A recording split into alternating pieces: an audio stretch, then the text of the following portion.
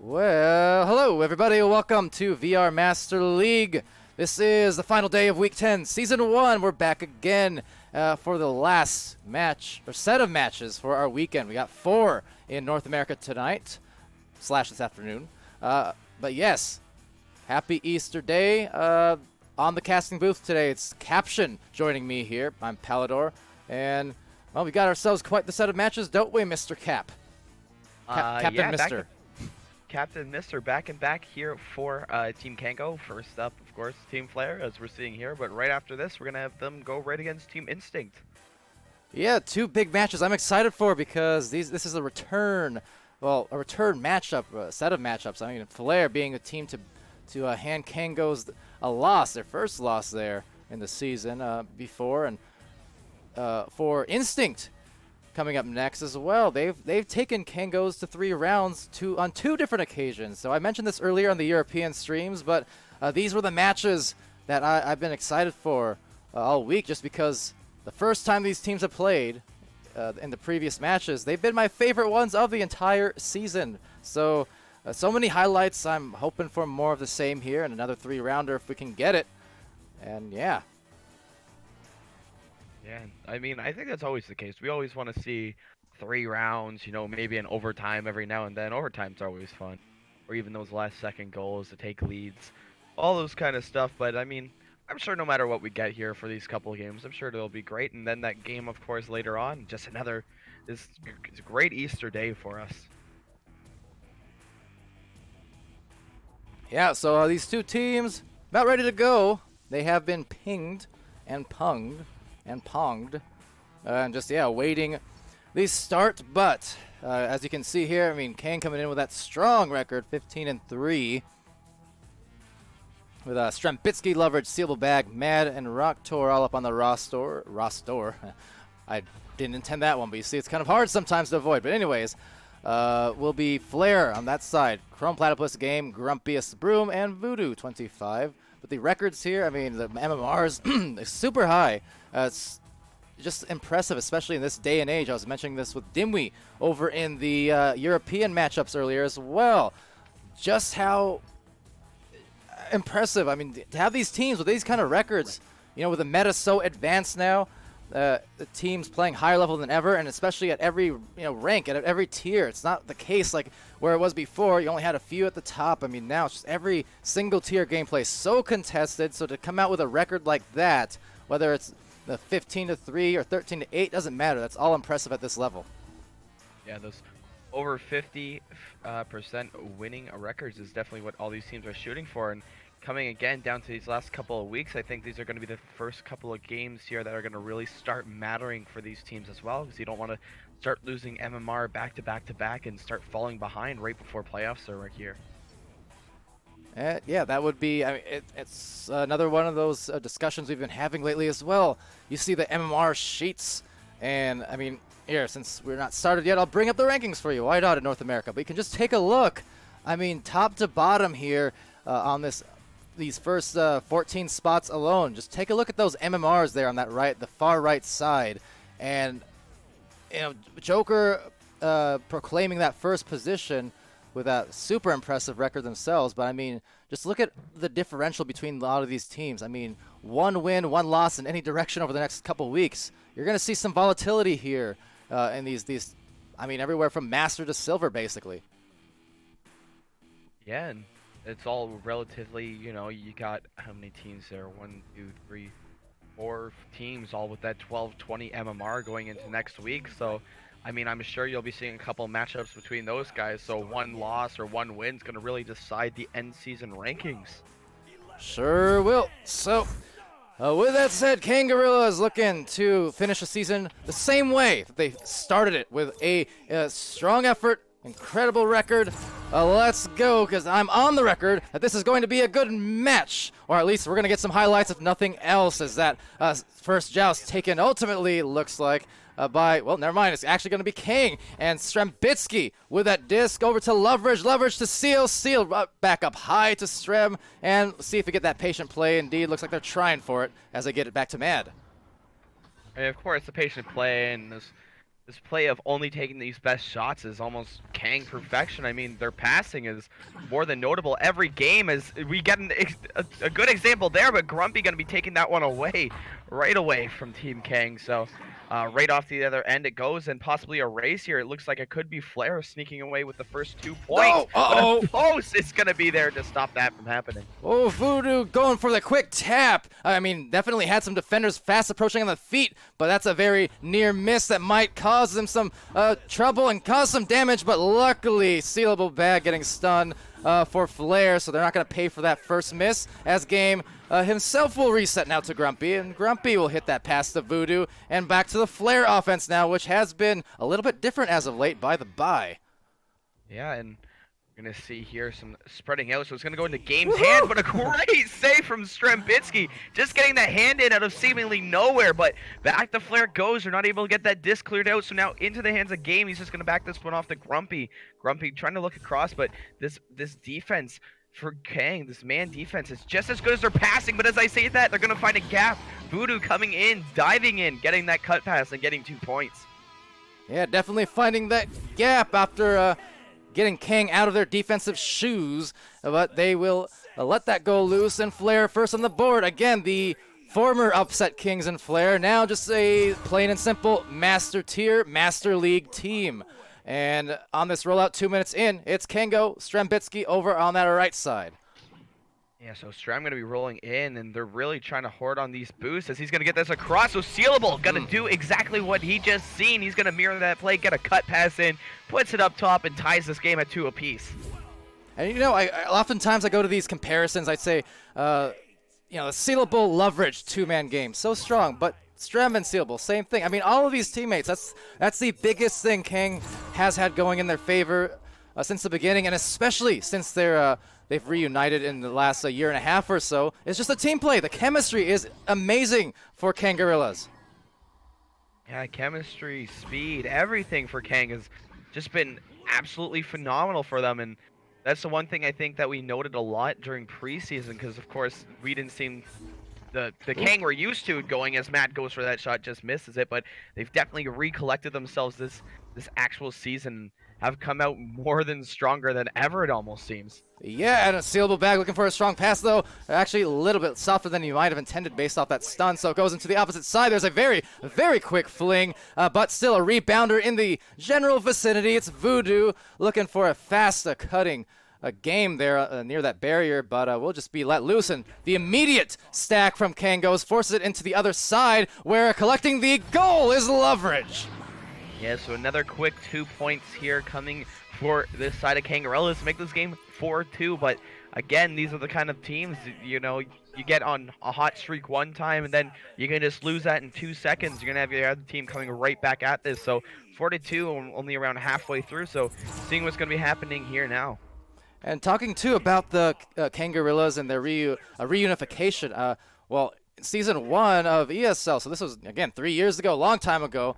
It was Grumpiest Broom on the team here with Sealable and Loveridge. So really all of the original Kang in this arena at the moment. They're just trying to go for a shot, though, with their newer team. But it's very interesting to see the same faces, some different places. Yeah, and we're going to have Game here. Try to get that one cut across. So now that tying goal coming from Voodoo from a great pass to Game. They got set up, and they're just going to put this 4-4. So really back and forth game that we're seeing so far. You know, one team gets on that offense. The other team scores. Just going to be back and forth, I expect, for pretty much these 2 games.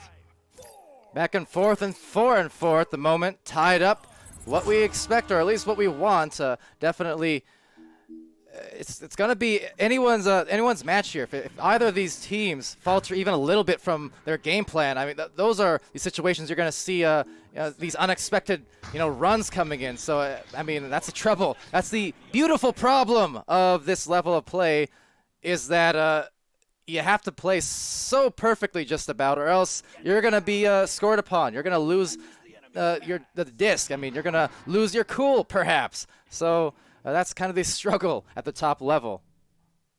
Yeah, and here we go. Chrome Platypus going to be stunning out Mad, giving that one over to Game. So now Game and Chrome looking to work something up, but it's just going to be a back pass down to Voodoo. Voodoo, though, going to find that one back over to Chrome. So Chrome looking to challenge, gets that one back up to Game, going for that shot. Just misses off that post, though. So it's going to be back out and into the hands of Kang as they get this one cleared out with Loveridge a little bit faster than everyone else here, or Strambitsky's story. So he has a three-point shot, but he's just going to take that one off the post as well. So back over to the side of Flair as they get this one cleared out. Well, trying to go through the, I guess, the mail slot. It was on the barrier there under the nest, but mailbox a bit emptied as the goal remains unscored upon. Here it's tied up again. There's a clear. There's the immediate boost coming in from all teams involved. Grumpy's Broom contesting, but Loveridge, he's going to come in there with the punches as well, and Grumpy always playing the cleanup game, true to his name with the broomstick, and just trying to stick this one back into the goal with some more points, though. Our King goes. Yeah, and that fast boost there coming from Flair, so they're able to stun that player out and get it cleared out as well. But this stack going to be coming from Kango could give them some issues as it's just kind of contesting this middle, but it's going to be dropped off, and it's going to be picked off by Chrome. Nonetheless, that diving goalie coming out, he's going to be able to get that and dunk that around the back, so now Flair taking control of the game 6-4.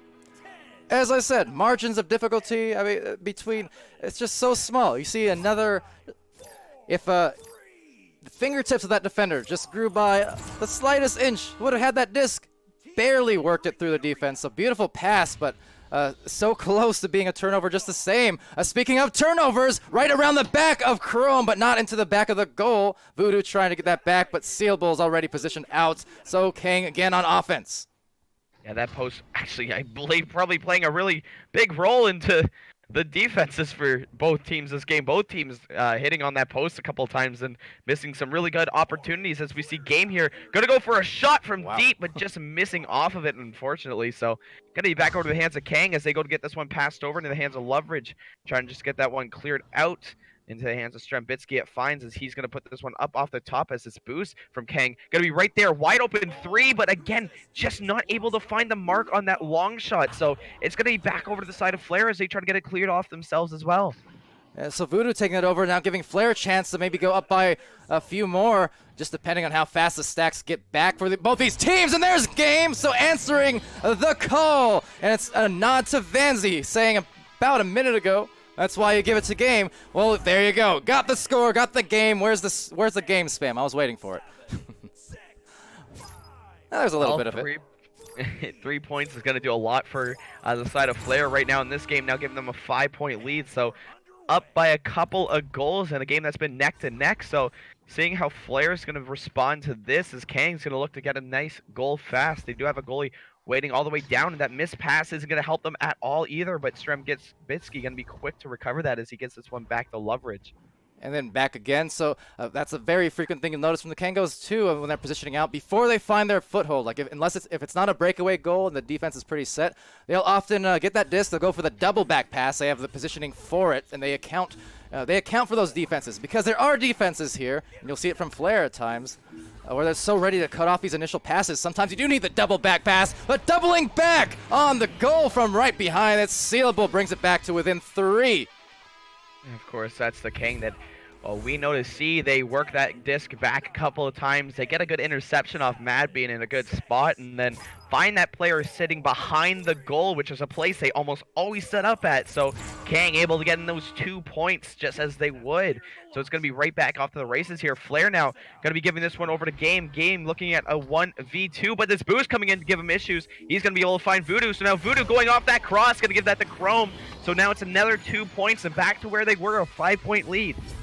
That was a great passing play. So now in good position for Flair.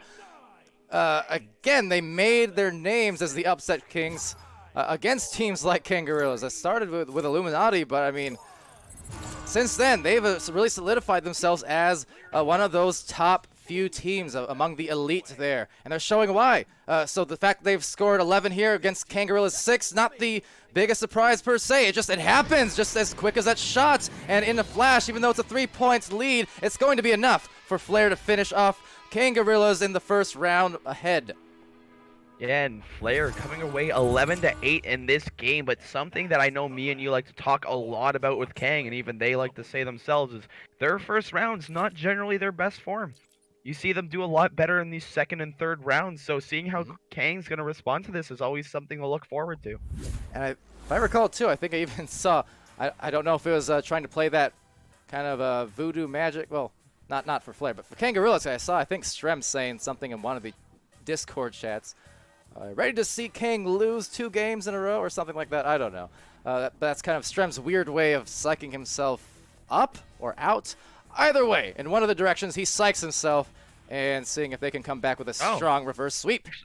Chat coming in, if you look at that stream, I don't think any of these players are personally playing in this game right now, Palidore. There you go. We're good. Hey! I still don't know why that happens. So if anyone actually has an idea why, let me know, because it saves, but it doesn't actually refresh the new one into OBS like, I don't know, 30 or 40% of the time. Like I have to save it multiple times and then it'll refresh. And I don't know why. But anyway, there's your stats. Enjoy.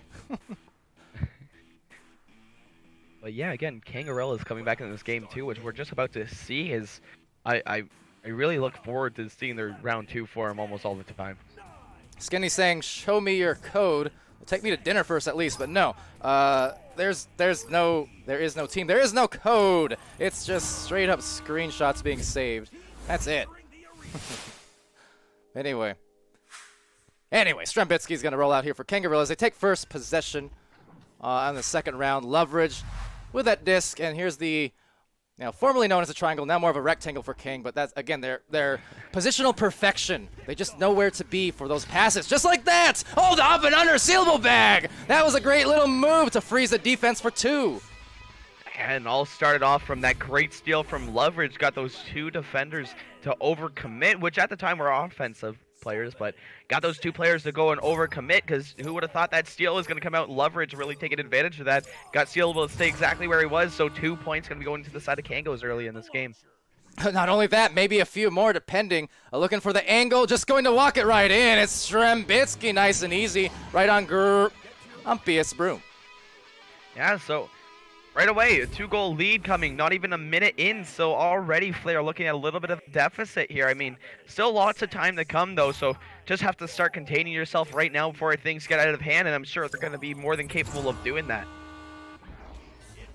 Yeah, absolutely. Just let's see if they can keep their heads in the game here as Grumpy takes place in the goal. There's the Leverage coming through. There's a good stun to actually maintain control of the disc. Still has someone else but from behind, but it's going to turn to this 3-on-3 at goal, make that 4, and there's a score. It's 6-0 for Kango. Yeah, and a little bit of early troubles for Flair here coming on this offensive joust, so not able to move too much on this, as now only with a minute and a half really gone in this game, looking at a 6-0 deficit now. But again, still lots of time on the clock, so Flair can come back more than easily enough. Okay, but this is going to be a very important joust, because if they can't get it to the other side of the floor this time, and they're going to let Kang just score again, that would be trouble. At least now they do roll out successfully, so maybe they can find that patience and just get the first couple points of the game here for them, of the round, that is.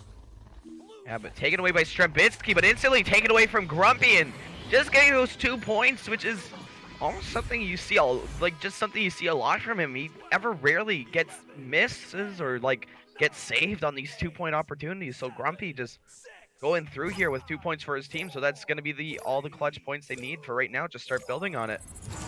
Yeah, like I said, I know there's a lot of time, but just in terms of momentum, that's always kind of the X factor that it's hard to quantify, but it's obvious when it's happening. You can see the rhythms just changing.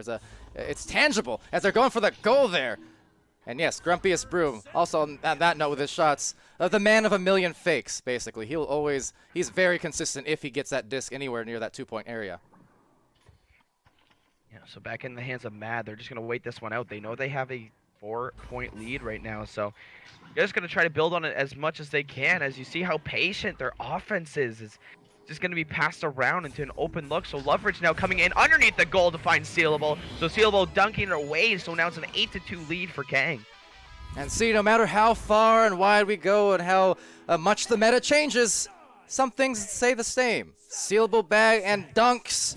Name a more iconic duo. You can probably do so, but it's one of the iconic duos, anyway, of this league. So back in the hands of Grumpy it goes. Is he going to try to get this one up? But unfortunately, again, just missing it. So Loveridge now with possession going to just be passing this one up to Sealable. So Sealable now possibly looking at an opportunity with the goal. Gives it up front to Loveridge. Loveridge putting away for 2. So again, these offensive joust issues we're seeing from Flair is still in effect. So 10-2 now for Kango.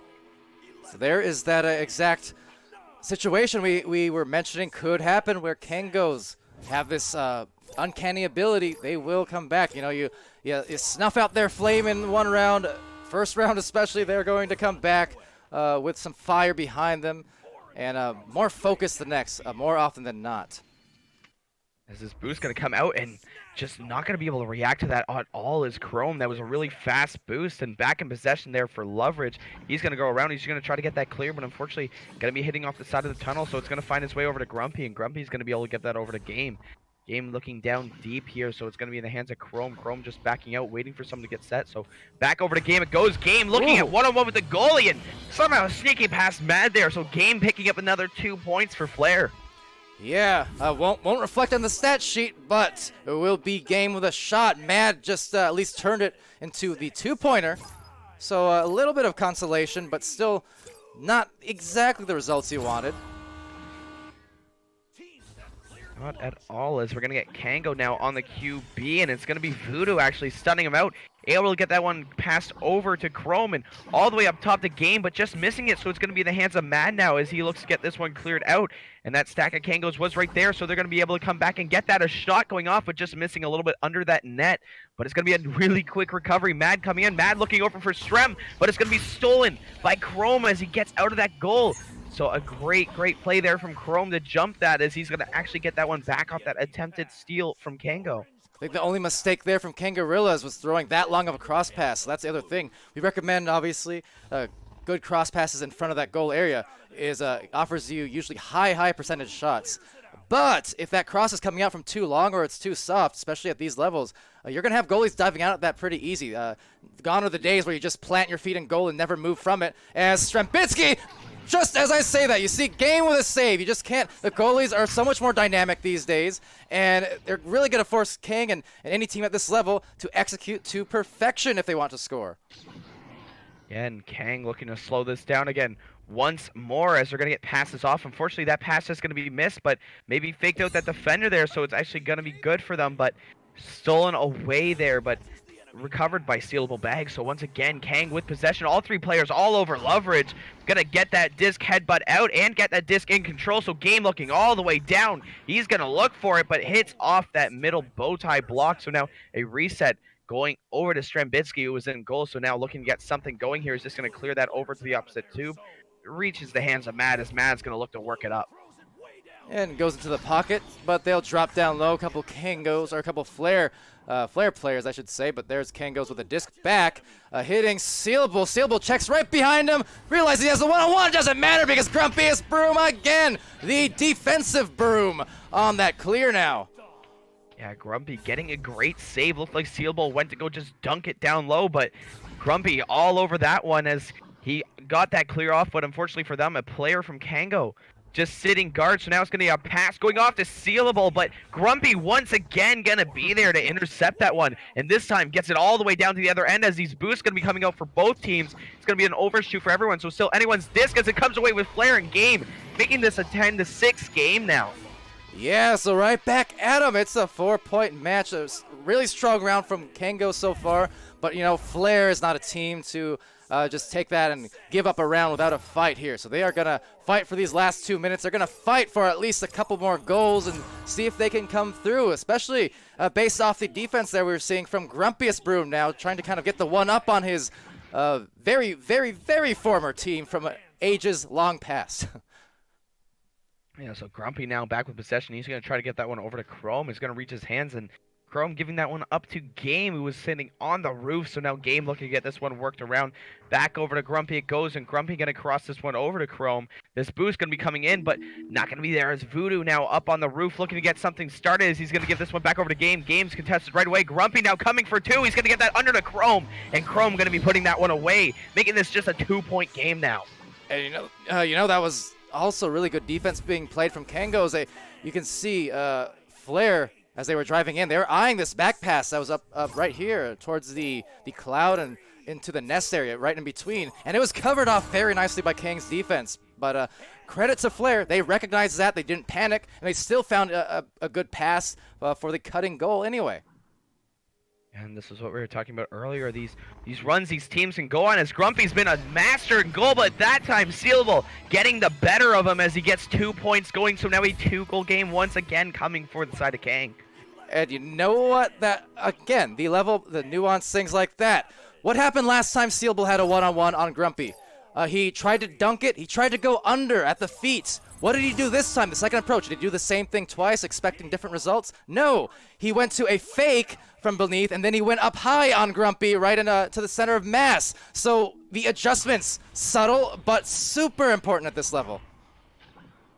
Yeah, in game there, trying to take advantage as he tried to get that 3 points, but not quite hitting that, so it's going to be a clear coming for the side of Kangos, and with no defender back, this could be trouble. As Sealable coming in around, but just misses off that goal, so nothing going to be coming over there, as it's going to be Game to recover this one, and Game to get a couple of jukes. So now Game looking at a wide open 3-pointer, but just hits the top of that shield, so nothing going to be coming from that 3 points again, as Voodoo going to be coming in control with this. He's going off the backboard, but just missing the net.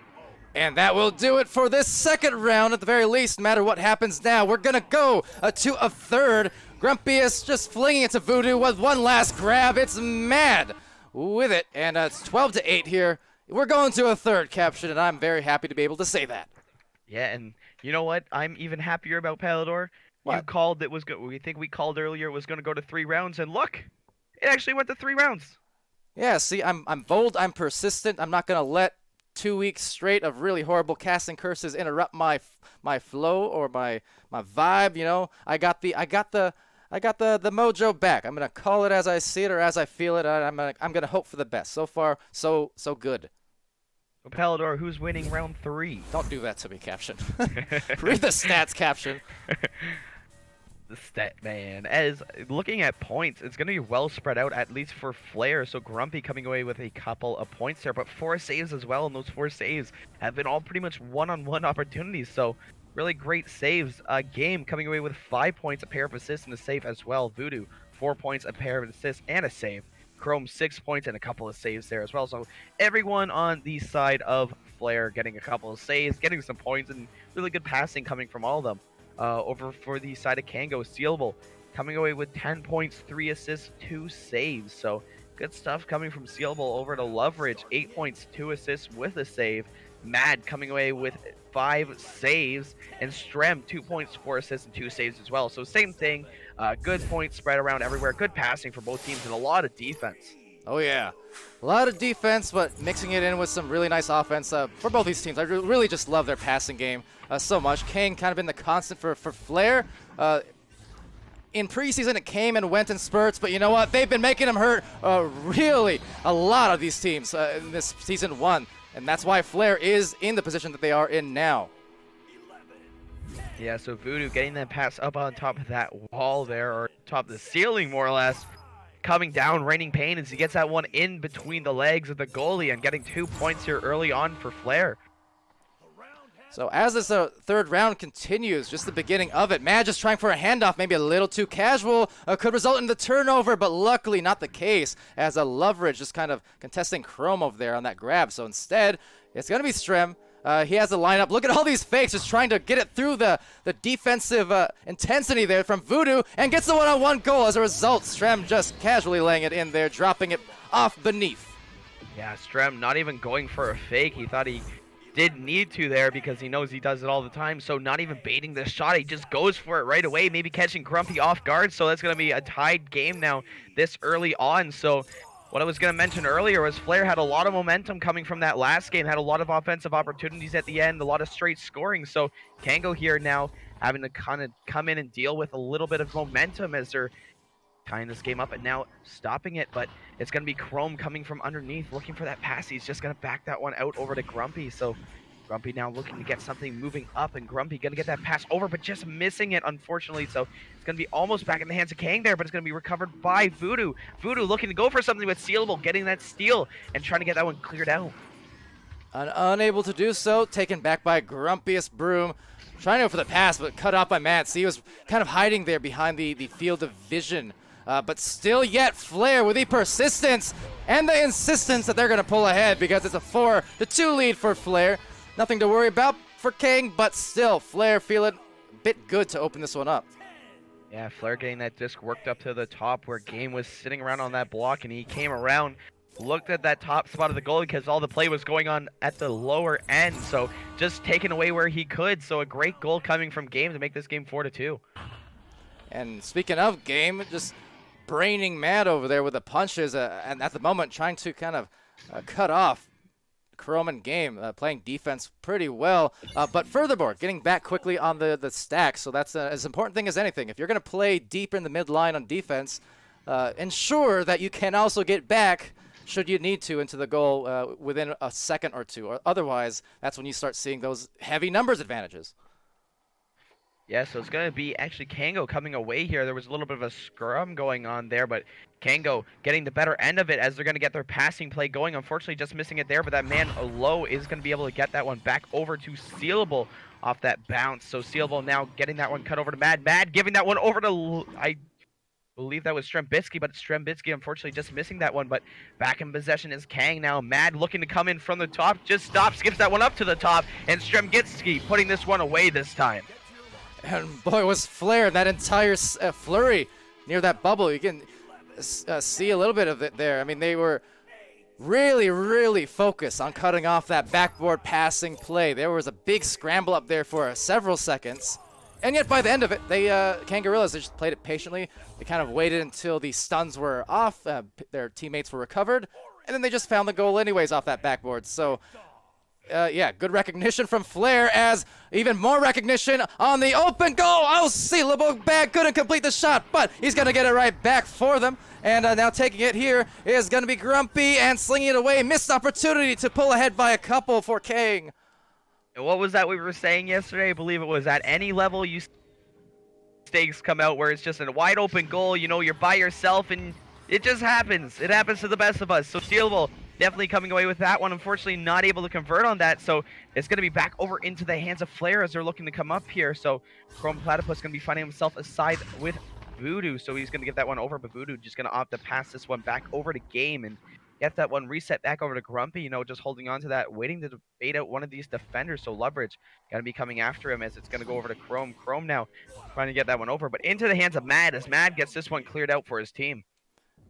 And back and forth it goes after, what, first round, I mean, close, second round, close, third round, close, lower scoring, maybe, but still close, as it gets danger close. Strembitsky needs to get rid of that because Game is in the area, but the precision soft passing at mid lane for at least the meantime, we'll get the disc back for Kangos, but now a little bit of scramble coming up. Yeah, so a couple of missed passes there, but it's going to find their way over to Strembitsky. So Strem now giving that one over to Sealable. Sealable trying to work that one around over to Leverage. Leverage now coming around one-on-one. He's going to be able to put that one on top.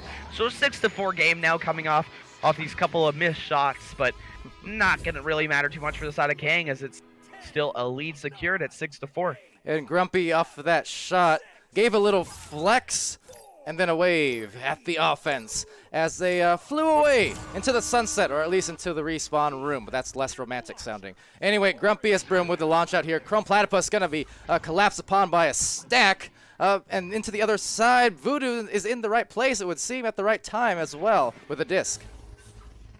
Yeah, Strem slowly going on him as well, but it's going to be back passed over to Grumpy, sorry. So Grumpy going to be able to give that one over to Chrome, and Chrome now has Game waiting. Game trying to get that one crossed out, but going to be stunned out before anything can happen. So a reset back over to goal, and Mad's going to look to get this one at least buried to a corner, you know, at least out of a little bit of danger that it was in, as Kang going to be able to get this one cleared, and the stack about to come through, but Game going to be the first one there as a dodge comes out and a pass all the way over to Chrome. So Chrome looking at that wide open goal. He's going to take the three, but not going to be able to make it, just a little bit off. So it's back in the hands of Game off that bounce.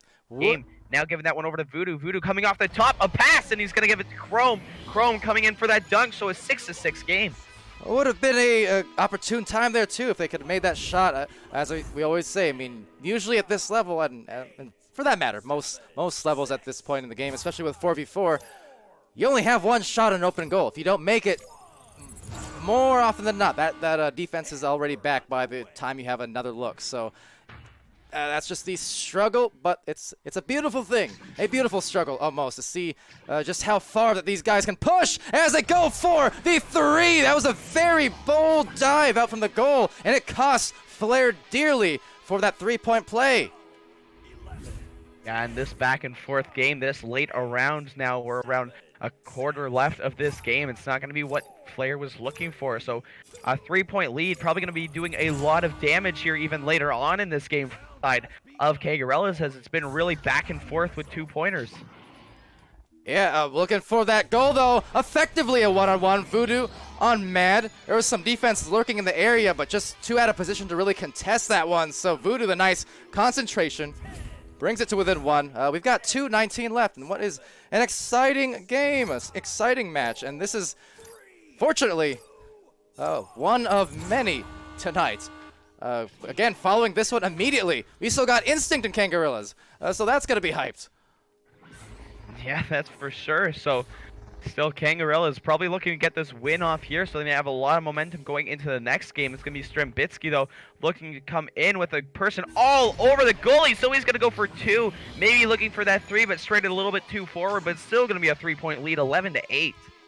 Yeah, had they gotten that 3, that would have been supremely punishing at this juncture with under 2 minutes remaining. So good on, Kang to at least score there, but they're not, or they haven't put it away, Flair yet. They're still in it with 1:30.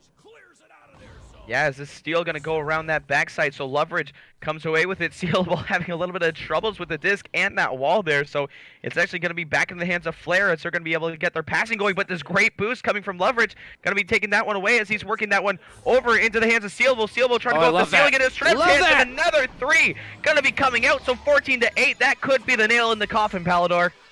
Could be, and that what a great heady play. Look at this. Gets it on the other side on this highlight. Just saw the stack coming. That wasn't, make no mistake, I can say with 90% confidence, he knew that stack, that boosted player was coming through. So that wasn't a bounce shot necessarily so much as just a delivery into the expected location of his boosted player. And that indeed is a huge shot for Kangarillas.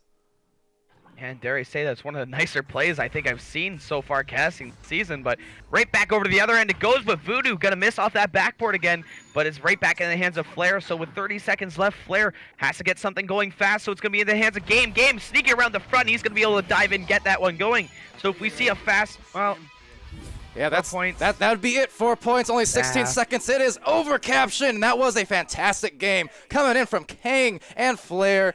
So Kangarillas, it happened just like we expected, like Strem expects, I should say, where you know what, you lose the first, but you come back with the reverse. Sweep, that is.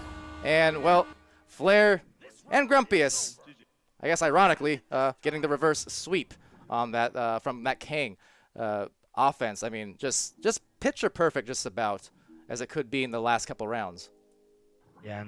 And these are the kind of games we want to see. All 3 rounds extremely competitive, back and forth for the most part. It's just one goal that really separates everything that goes on. So that's what, again what we've seen here. That 3-pointer really led it for Kango to get that momentum going, and it still continued to be back and forth. But Flair was always down that 1 point. Yeah, just kind of sensing the blood in the water for Kangarillas. So. Yeah, at once they started picking up a little bit steam, especially towards the end, you saw it. They went for that, those 3-point shots. Tried going for that 3 on the punched out goalie, or trying to at least contest them for a 3, even though it was a 2. But the point is, once they kind of had Flair on their heels, they knew there was only a couple minutes left. For most teams, you would say, okay, this is when you get a little more calm. This is when you try to back pass it, play it slow. But just sensing the blood in the water and seeing Flair on their heels a bit, they really pressed it, and it paid off. And especially it was a wise move too, because a lot of those were just open goals or numbers advantages. So in that kind of case, if you're Kangarillas with their kind of passing, you trust your passing game. You press it. Yeah, but continuing on the onto Kango here, I mean, they are having another game coming right up very shortly versus Instinct. Yes, they do. So that will be coming up really soon. So get a good look at the stats, folks. I mean, Missing one there for Flair, unfortunately. But I mean, otherwise, yeah, just a good filled up stat sheet for both teams. It's really hard to pinpoint a single person as just the, far and away MVP. There were a lot of really, really strong efforts from every aspect of the floor, and defense, offense, you name it. These are the kind of stats you'll see at the top level. This is why I say it's kind of difficult for me in terms of naming top players, top tier, getting a list. It's just so difficult. It's so team dependent at master tier that the individual skill is only one part of a larger equation. But yes, nonetheless, Instinct coming up next versus Kangarillas. With that said, I'm going to head into the back seat there, the cameras. Only the cameras, I should say. And I think we're going to have Dimwi joining us at some point soon for this next one. So it'll be Dimwi and Caption. I'll be here behind the booth. And yes, stay tuned, everyone in the chat. Almost 50 of you in there. Good to see. BRB.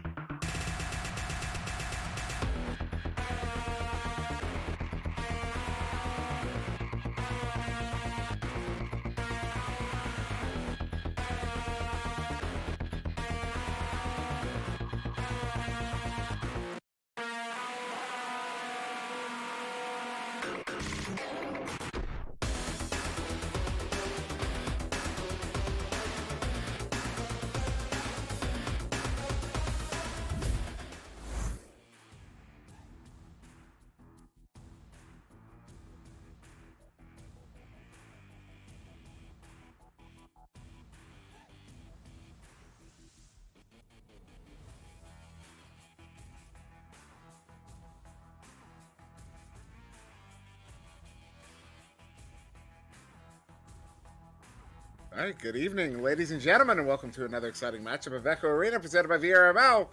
And yeah, hello. I am new in the booth here. My name is SirDimwi. I am joined by Caption, at least for one round here, as he has dinner ready, and Palidore is on the cameras for this one.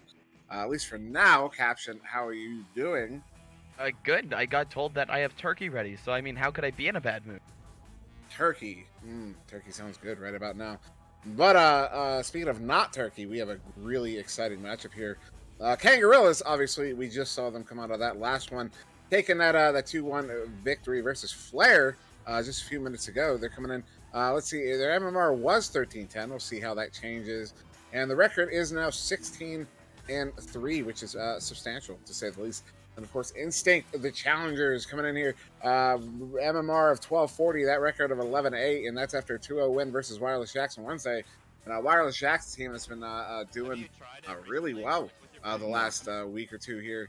And so it's definitely a big win, Instinct over Wireless Jacks, as how strong Wireless Jacks has been. But now a true test for Instinct here, a team that has rocketed up the ladder, confusing two different terms there. And yeah, are going to be facing off against Kang here. Now, I do believe they have played in the past. Let's see, you got back on February 21st.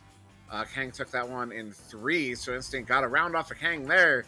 And then back on March 20th, again in 3, Kang took that one as well. But Instinct, again, taking a game off of Kang. So Instinct definitely a team capable of pulling a victory out. Just to see if 2 rounds go their way instead of 1 this time. Yeah, that's for sure. I mean, 2 games, 3 rounds. I mean, against a team like Kang, I mean, again, just something it's not easy to do for sure. I mean, you've seen Flair come around with, so we'll see how they go, especially with Kang coming off some momentum after just winning a game in 3 rounds. I mean, it could be momentum, it could be a little bit of being tired, but I mean, got a bunch of players over on Kang that have been at LANs and have played long tournaments, so I'm sure that's not going to really be an effect of them. So it's more or less just going to be those momentum that's going to be coming off of victory for Kang that now Instinct's going to have to deal with. Yeah, momentum, and yeah, I mean, they're probably used to playing those long games, but still definitely have a little bit more fuel spent than Instinct would. Instinct coming in here fresh. So yeah, we'll see how that plays out and see if Instinct maybe gets an advantage off of it or not. But we are sure to find out here shortly as yeah, teams are looks like everybody's here. I thought I heard one of the teams were ready up. They have been pinged to start. So we are just waiting for them to get going here. As good lucks go out, so we should be getting started here any moment. And yeah, some interesting comms. They're still yelling at each other. Still not readying up, even though they've said they're going to start. Yeah. But definitely an exciting matchup here as they do finally hit that ready button. And we now get our countdown here for the start of round 1. So starting to head into round 1, here we go. So gonna be a joust out to the disc. Both teams really fast. So Singyu wins this one again. Kang been out there a lot. So see how that's gonna play any effect here as joust is gonna be going on their way. Kang going with a 3-stack. They're gonna come away with the victory into the hands of Sealable. Sealable giving that one over to Leverage. Leverage heavily contested by Konmara, but gonna back that one out. Unfortunately, not gonna be finding the hands of Strembitsky, but slaps that one back to Mad anyways. So now Mad gonna be giving that one over into the hands of Strem and backs that one right out because that stack was hot on his tail. So now Mad looking to come up with something here, just waiting to catch one player out of position. Yeah, Kang playing a very slow and patient game here as, that pass up to Mad is off the mark. Gruzin's able to get the hand on it. He's going to try to clear it out, but right in the hands of Strem. So Kang getting another opportunity here, and this is the kind of thing we see from Kang so often where even when they turn it over, they get it right back, and they're getting another opportunity here. So Leverage going to send that one up. Looking for, I believe, Strem there on the shield, but off the mark, and so that one's going to get cleared out again, and maybe Kang getting another opportunity here. Yeah, clear, not fully going all the way out, so Kang going to be able to recover that. So into the hands of Strembitsky it goes as he's looking to get this one up and bouncing that one down. So now Leverage back position. He's going to be able to get that one back over to Matt. Again, this slow play that we see from them all the time, just trying to find those open looks, and open it is. So now it's going to be Strembitsky coming in off that angle, going to be able to put 2 points in. So a 2-0 lead here. Not too much time taken away here for Kang. You saw, I believe it was Cruising. I was the goalie, so I would presume it's Cruising. He saw that pass line under goal, so you can see him duck under the goal to try to challenge that, and that's what leaves the goal open enough for Strem to send that one in for the 2. Dinging it, playing with a really thin margin there as he sends that one in, but a great shot, and it's good for the 2, and now Instinct with the possession.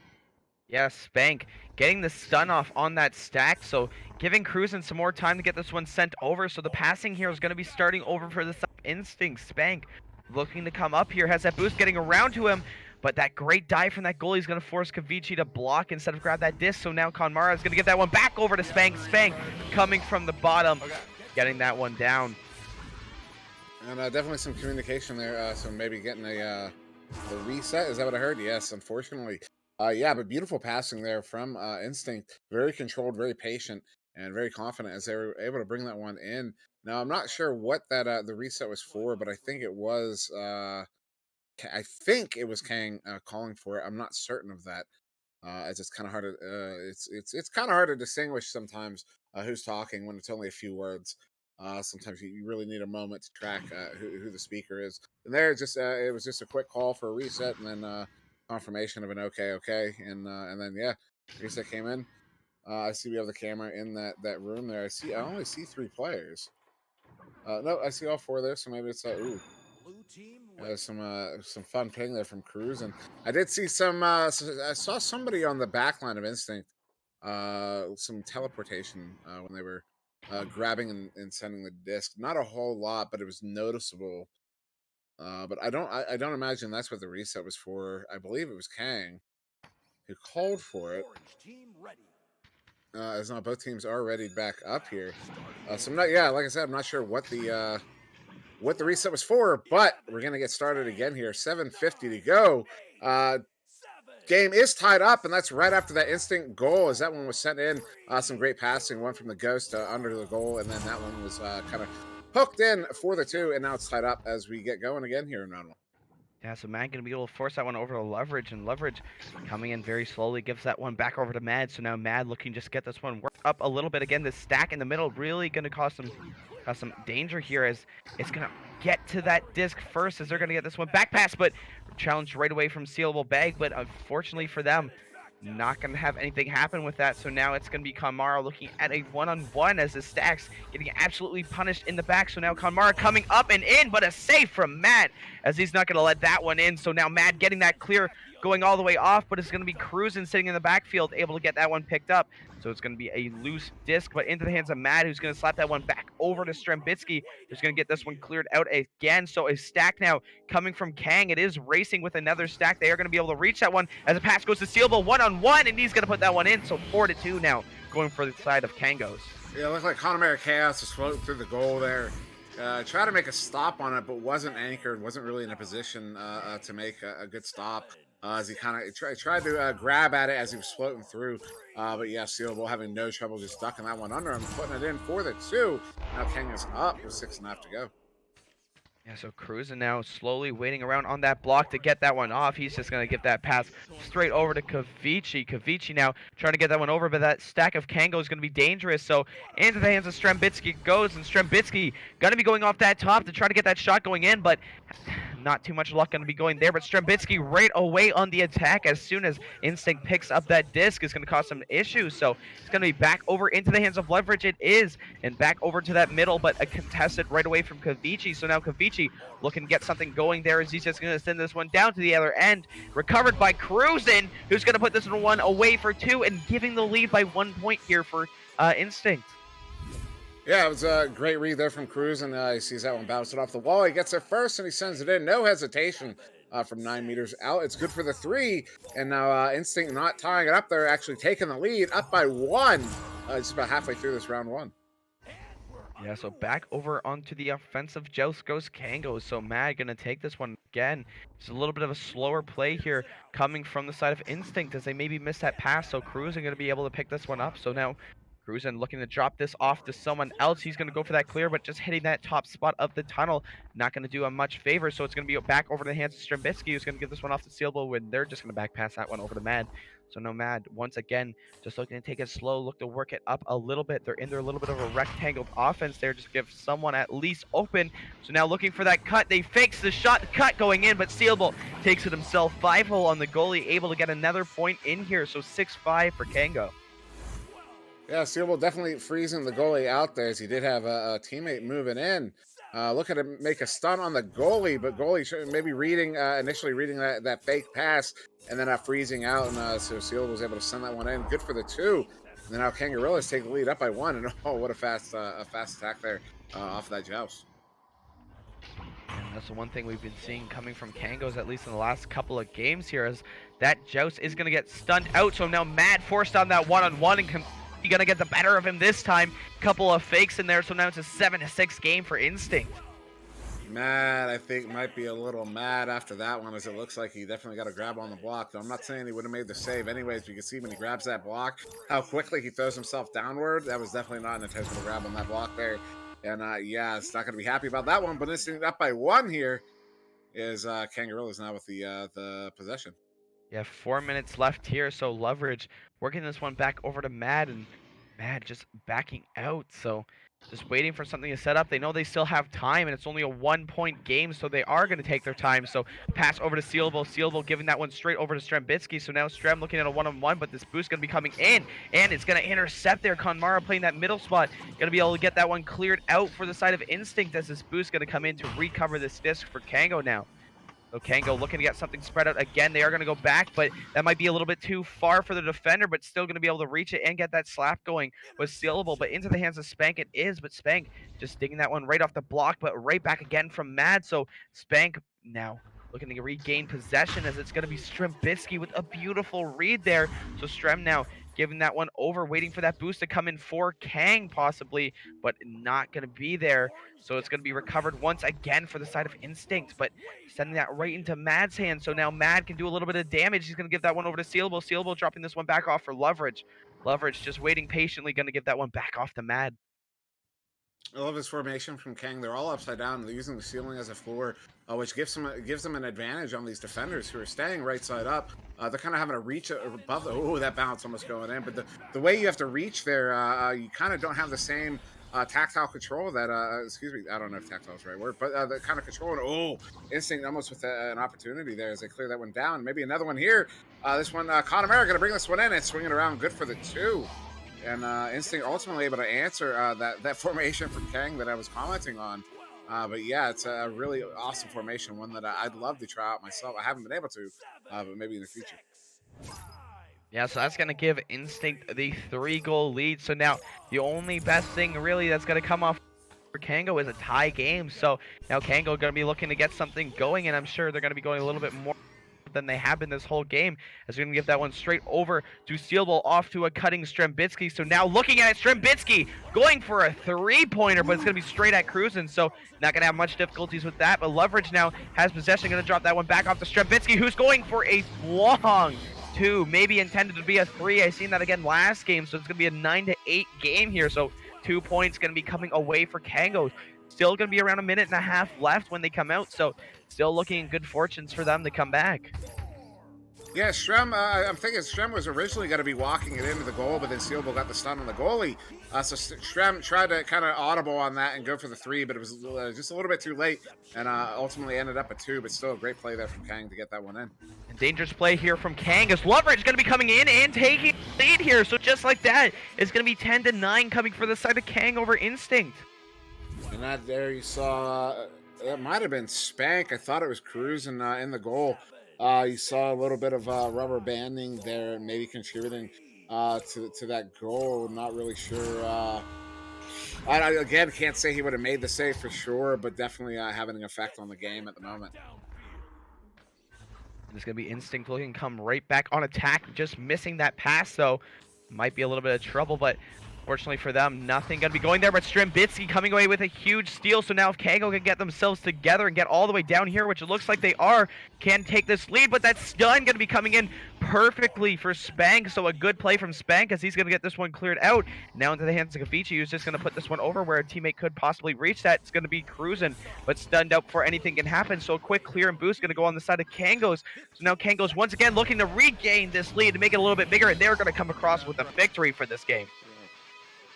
Yeah, that will be the ice. That will be Kang taking round 1 there, and well fought there from Instinct. They had the lead several times. They took it. I believe they took it early and then lost it. No, I'm sorry, Kang. Actually, I'm not sure who got the first. Was it Kang? Kang. I think Kang was up by 4. Yeah, 4-2 Kang, and that one was a 3 on Instinct. Gave Instinct that lead 5-4, and there was a bunch of back and forth there. All up until right about the end there, as Kang was up 10-9, and then they get that 2. To ice it out is that was very loud, and we did just lose those numbers. Well, we did, but Palidore did not, as he is the man.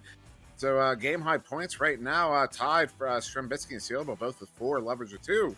Assist to everybody there on Kang, and then 3 points there to Cruisin', 2 points apiece to Kavichi and Connemara, an assist each to Kavichi and Spank, and then 3 saves to Cruisin'.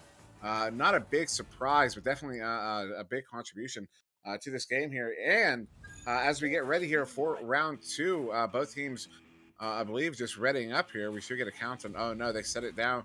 They set it to round 2, so we will be having to wait for another minute here. But that does give us a moment to say hello, Palidore, as I do believe Caption is now on his way to eat dinner. So Palidore, what have you noticed so far? Well, actually, no countdown going off, but yeah, Palidore, welcome back.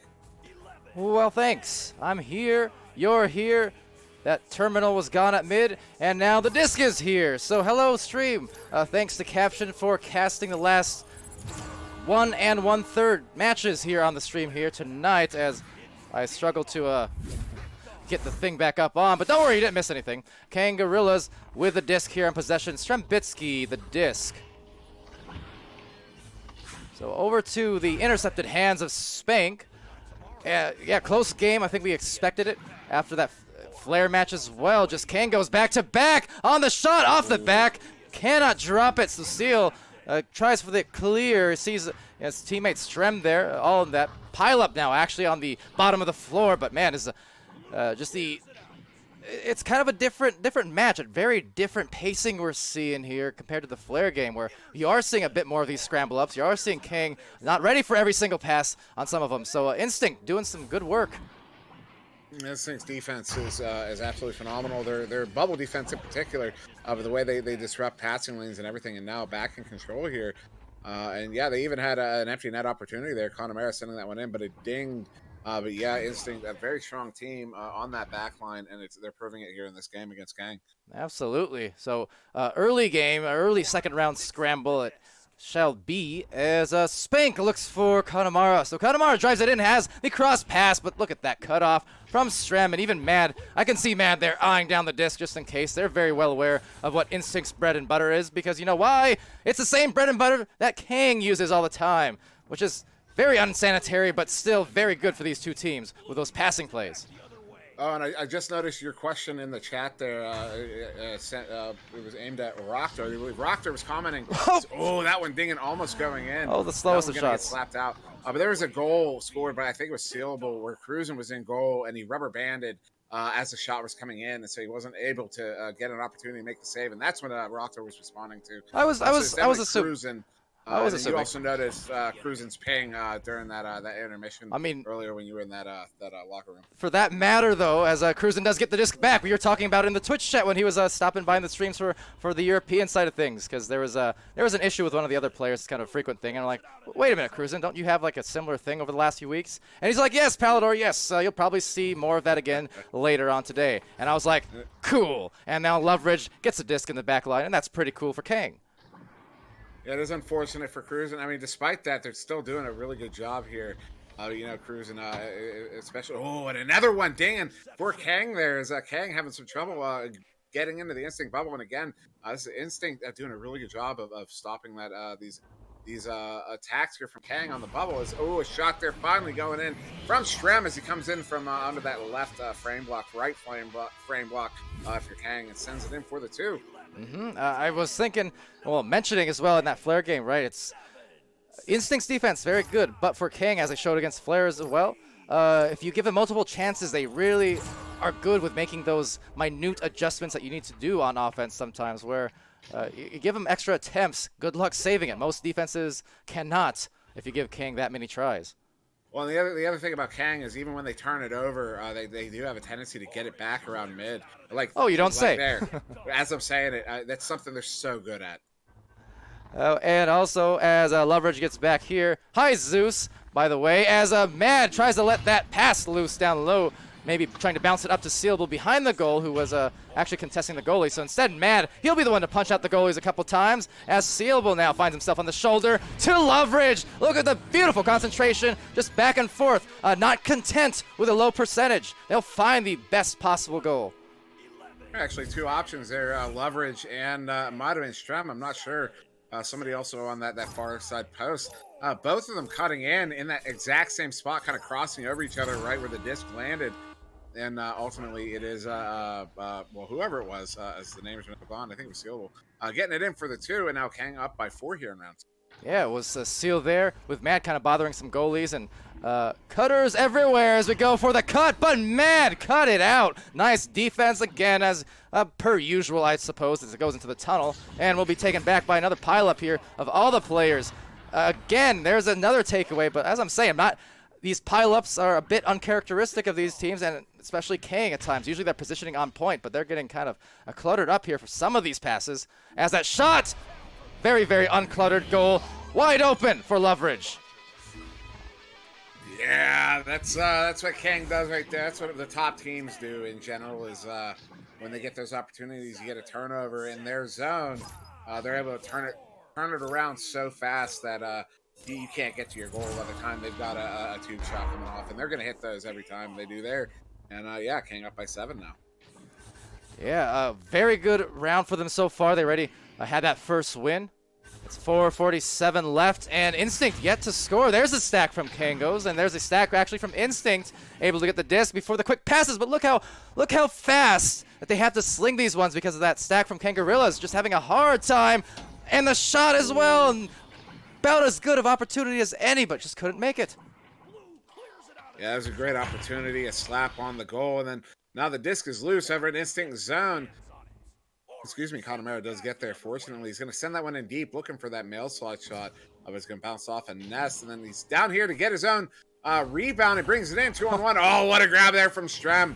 And he's going to send that one out. And now Kang turning it around again. Great dive from Strem there, knowing that he had the old reliable Mad in the background. It wasn't a risk necessarily leaving and diving there because, hey, worst case scenario, what happens? I force a pass somewhere else or a tough shot, but I got Mad in the goal, so no problem. Yeah, no problem. Mad is definitely, I would rank him absolutely number 1 goalie, number 1 defender in the league. Hands down, that's coming from a goalie myself. Now Connemara can send this one up to Spank. Spank looking 1-on-1 against Mad at the moment. Does have that guy, the trailer there. I believe that was Leverage. Gets that steal back to Mad, but Instinct going to get another opportunity here in the hands of Cruisin'. Cruisin' going to back it out, give Instinct time to get into the zone here. Going to send this one in deep. Not on for anybody there, so Mad's going to send that one out again. And this one's going to get out of the zone and now all the way into that Instinct zone. Leverage looking at an empty net. Does send the shot in. It is good. 20 meters out at 15 meters a second. Beautiful shot there from Leverage. Now Kang up by 10. Yeah, Loveridge right there on that outer ridge. And I know Kangaroos loving this lead as well. Double digits, Instinct after what was a incredibly contested, strong first round there. I mean, ended 12-9, but in reality, up until just kind of that final few seconds, it was a 1-point game. So strong first showing, but second round, it's been all Kang. It really has been, yeah, Kang up by 10. And I was really expecting Instinct to take at least a round. In the series, it still technically can, 2.5 minutes ago, but another, that one going to be just wide. And some contention there for that disc. Is this going to get set back out to Mad? Mad's going to send it back in up to Strem. They're going to get another opportunity here, Kang. And they're trying to take advantage on some numbers, what they're doing with a 2-on-2, now turning into, well, a 2-on-4, so all the goals, all the defenders back in the goal area. So Kang unable to convert on that shot. Good defense from Instinct, and we know how good their goalies. Multiple people on here for Instinct. And look at the stack, though. No time for Spank to do anything with that disc. Same with Connemara. The double stack, the double dose of pain coming in from two separate Kangorilla's stacks. And boy, are they rolling at the moment as they eye that goal. And will be Loveridge. Is he going to convert? No, sir. It's Spank making him hurt with a punch.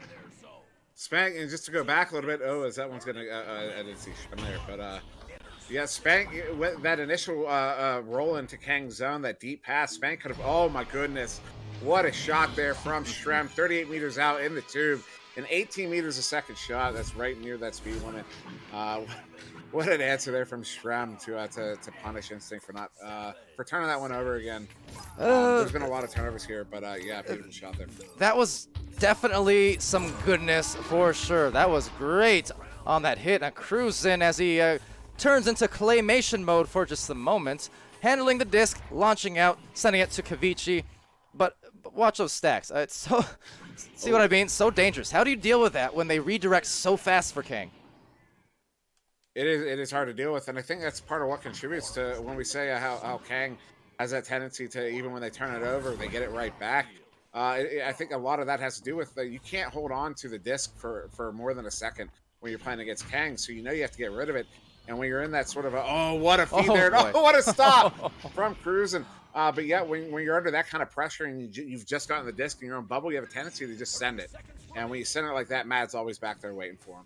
And almost Kangorilla's kind of answering, you know, the call there, answering and rebuttaling. Is that a word? And the rebuttal in any case, yes. As yeah, I mentioned the pileups forming more and more often, but you know what has actually enabled in the second round those aforementioned pileups from Kang? It's just enabled them to get their stacks together faster, so almost playing into the hands of Instinct where it's like, okay, slightly different flow to that flare match as that last shot just dings off.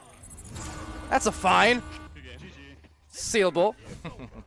But 13-0, that will be the closure of that round. But just to kind of finish the thought in any case, didn't get to catch that last, leaving out so fast there. But anyways, just to finish that thought, kind of Kang playing a different pacing, a slightly different game from that flare one, and yet they were still able to adjust and have a quite nice closure to this match. Yeah, Kang came back very strong, and I don't think this is a testament to Instinct not improving over the season. I think they absolutely have.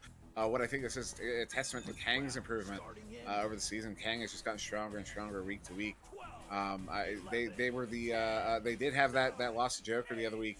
Notable loss. Joker took that with 2-0, but again, I think that was a testament to Joker's improvement. So I think the team's just getting stronger every week. It's really exciting to see, and yeah, Kang ultimately taking this one into the first series that they've taken into against this season. But yeah, looking at the stats, unfortunately, we only have that second round because there was that reset between rounds. Game high points to Leverage with 8, and then 5 to Stram, and that's a 13 to Kang. No points over on Instinct, and in fact, because that got no assists. But you look at saves, 4 saves to Spank, 1 to Cruz, and 1 to Kavichi. And I'm sure there was another one to the fourth player who left us here, who was, I believe that was Connemara. But yeah, also saves, 3 to Leverage, 2 to Strem, 1 apiece to Matt and Sealable. Also notable, definitely decision makers in this game, as they prevented, you know, when you're stuck behind in a shutout situation and you can't get it in, the longer it takes you to score that first goal, the harder it gets to score it. And Kang just stopping that from stopping Instinct from getting anything there. And yeah, definitely a hard loss to take there. But yeah, Instinct did play really well in that round 1. Yeah, and as we do wind down this season as well, last couple weeks of the regular season at least, I'm still very interested to see what happens here in these Golden Master tiers. Been kind of the talking point throughout the day, and just throughout really the week 10 as a whole, just as we wind this down. But so much volatility in those ranks, as I will once more just pull them up for you on the stream. But just looking at the differentials and MMRs and records here, and but yeah, the rankings, it's really kind of anyone's guess as to where a lot of these teams are ultimately going to end up, just because of how close it is. You know, Joker, I mean, solidly in first seeding, and they're going to probably stick there just based on what we've seen, and not to mention the 30 MMR differential. But I mean, as far as these other teams, look at that. Rounded up and down to 10, keep in mind, but still, all the way from top to bottom on this list, just about, you're getting these clusters of 2, 3, 4 teams that all have very, very close together MMRs, and Instinct is one of those too at 1240. If they manage they squeeze into those playoff brackets, they could really cause some damage, as they have, as you mentioned, gotten better and better over time. Yeah, I think when you're looking at the rankings at this point in the season, as far as your top 6 that are going to make it in the finals, I think the only ones I wouldn't even call them sure bets yet. I mean, it's easy to do that, but especially after these 2 wins here for Kang, Joker and Kang are probably the only 2 that you could confidently say are probably going to get there. I don't know if they're at a mathematical point yet. I guess we could actually figure that out. I don't think they are. But I think it's definitely those are your only 2. I think Infinite Flare, Illuminati have a really, really good chance of getting in, as long as they don't lose too many. I think they have a little bit of wiggle room to play with, but as long as they stay in the over 500 over the next 2 weeks, I think they should be able to push in. But yeah, Orbit, Instinct, Ignite, even Milk, Spaghetti, Legends, all those teams. They're not Milk anymore. Creamy Milk, excuse me. Ugh. All potential contenders there for that 6th spot, and even higher if any of those Infinite Flare Illuminati teams falter over the next couple weeks. So yeah, it's going to be very interesting to watch that. I'm going to be watching it very closely, and yeah, we're definitely going to be talking about it a lot more as we. And, well, I just remember too looking at that list and seeing Orbit right there in 6th with Flare nearby. Harkens back to that last week of preseason where we had these very determinant games in terms of seeding and who gets into the finals, the playoffs, and who doesn't. And Orbit hanging right there on the outside. You never know. We could see one of those kind of upsets again among these teams, as well as, again, Instinct, Ignite, the rest of them you mentioned. I'm not going to go to that 9th seed there quite yet. But anyway, as we do continue on, it's going to be a very interesting finish, I think, to the season, and looking forward to all of that and how it does unfold.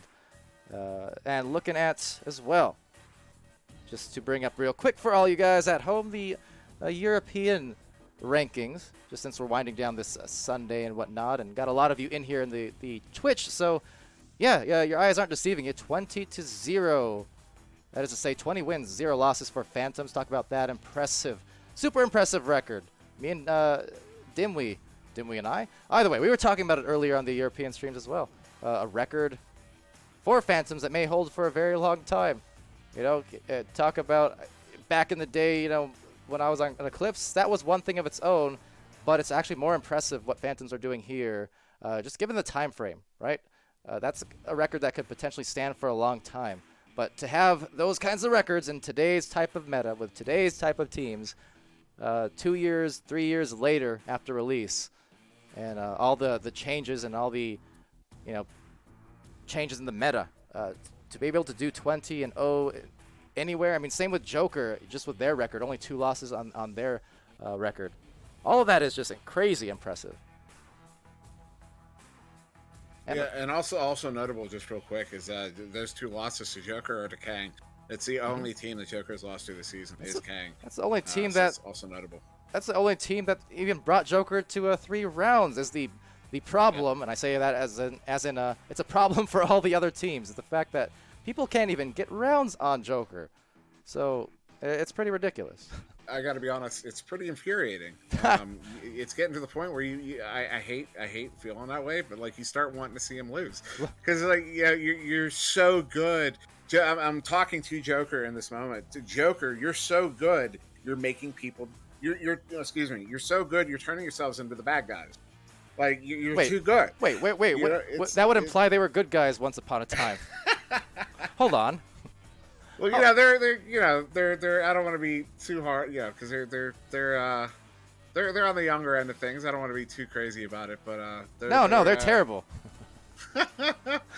I've always liked, but particularly Jay, but they're too good, and it's not fair.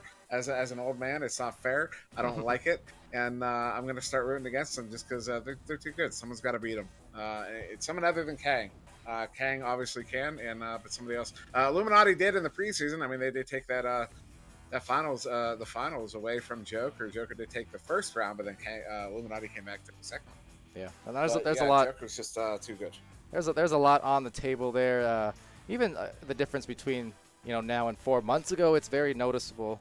You're seeing it reflected every game at this point. It's different. People have definitely adjusted to the meta. Games are kind of lower scoring overall, and even when they do go to 3 rounds, still typically lower scoring. You don't see the individual output the same. Those 30-point games, those 40-point games, even 20-some point games are a little bit rare compared to before. So there's a lot of adjustments going on. But yes, I agree with that whole conclusion. And it applies here for the Phantoms too in Europe.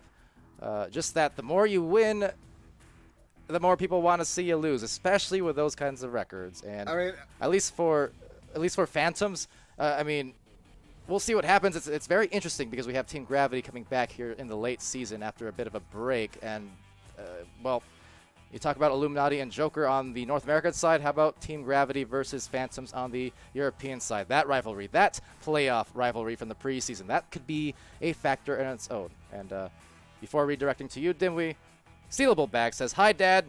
Hi, Bag."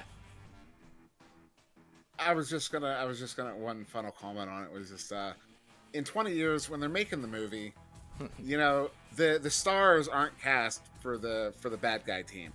Those are your B-roll actors. The stars are on the underdog team. So Joker, you're not going to get Brad Pitt or whoever the young stars are these days. I don't know who they are. Well, Brad Pitt looks good for his age. I would like to see Brad Pitt play Jaywalker. That'd be great. Well, he's not, because Jaywalker is going to be one of the bad guys, and the bad guys don't get the stars, unless they have a bigger role. But no, they're background characters. They're usually, I mean, you'll get one villain, so maybe it'll be Jaywalker, but I think it'll be Ryan. Reliable Ryan. Yeah, need to come up with a more villainous name though than Reliable Ryan. Rancid I think Ryan. Rancid Rhino. There you go. It's Ryan. Rancid Rhino. Anyway, I think, yeah, that about covers it. We have some more matches later on today, which next one. About 6 minutes. Oh yeah, actually 6 minutes. So there you go. Don't even actually need to intermission for too long, as I thought we were going to. Yeah, Invictus and Planet Express coming up next. Challenge match. Yes, exactly. We and you firsthand saw Invictus yesterday. Planet Express, newer team to the league, looking to make their mark here today and end the week on a good note for both of these teams. And I was in a mixed scrim against Planet Express the other day, and they're not a bad team. They really are not. There's some strong players there, and it's only a matter of time before they pop off, because they're not bad at all. Oh yeah, that's no doubt about that. Yeah, I've been saying it almost maybe ad nauseum, depending on how many people here have been in multiple streams over the last few weeks. But there's just been so many teams that I can't help but be impressed with at this juncture, coming in and just really impressing. I mean, like I said, the improvement rate in 2020 compared to, say, the improvement rate of a new team in 2019 or 18, it's dramatically faster now, I think. Just because of the healthier meta and the additional coverage. There's a lot of information and visuals out there these days compared to the days of yore when certain teams would not be allowing to have others stream them. I don't know who I'm talking about there, but, things aren't hidden anymore. It's all out there. It's all, Yep.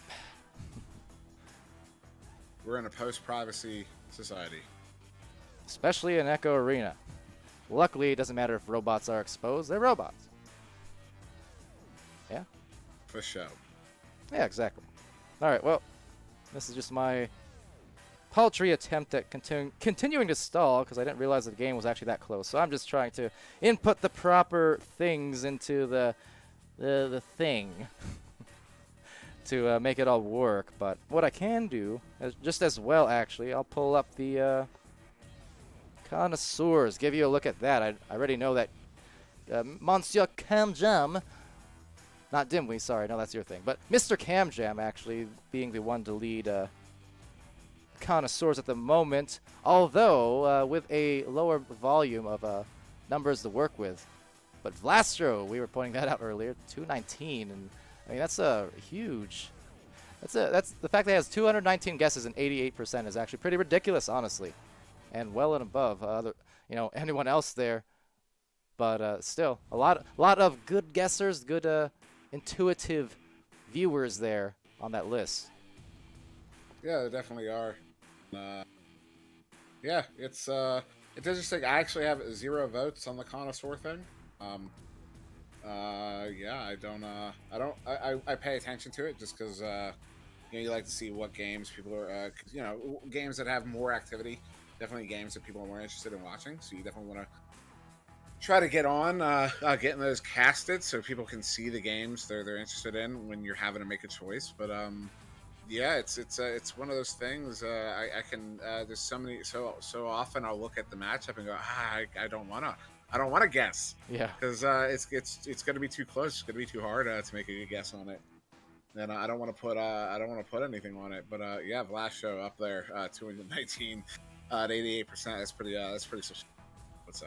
Yeah, very, very substantial for sure. And I mean, yeah, you kind of nailed it there. There's so many matches at every single tier. Doesn't matter if it's Master or Bronze that we're seeing be super competitive and contested. Even so, like yesterday, we had some matches, and I know there were some other factors, and it wasn't the smoothest of scheduled streams yesterday. But if you just take all that context away and look at the games themselves, I mean, they were competitive. We had 3 rounders in there. There's just doesn't matter which rank at this point. I mean, you're seeing these really solid games, and it's, as always, I can't help but say it's just great to have that now after all the time that's been built up in this community, getting to that point where we can have a really healthy scene going on here competitively. Yeah, it's been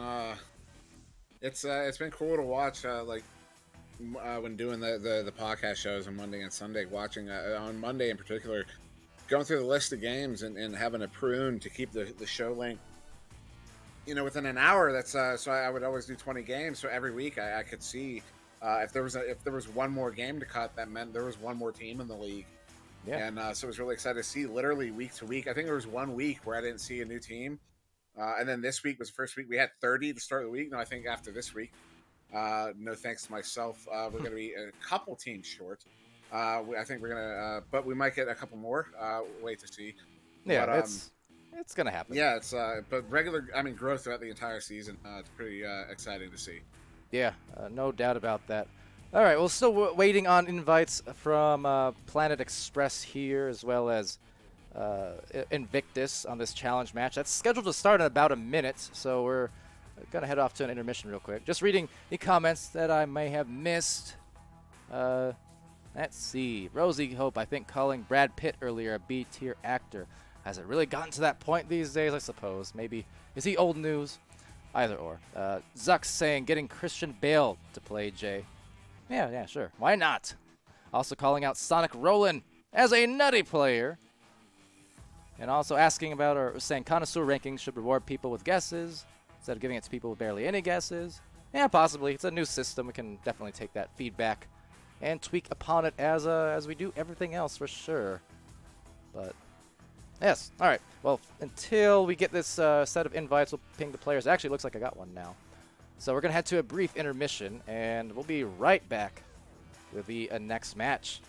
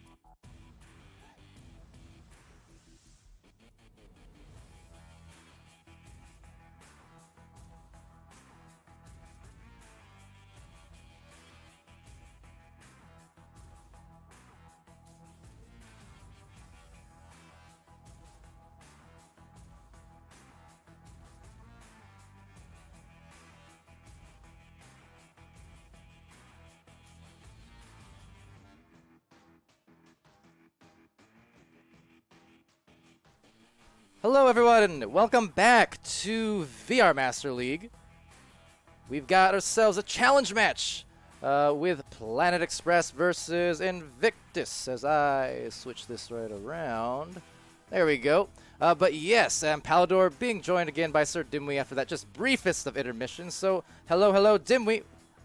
Looking forward to this one. Again, we mentioned you just saw Invictus yesterday in your challenge match in Nova's parting game. Or what's the opposite of debut? Finale, I guess. Finale, yeah. We saw Invictus in that finale, and then I had seen Planet Express in a mixed scrim a few days prior. So actually seeing both teams in person over the last week, both teams are very competent.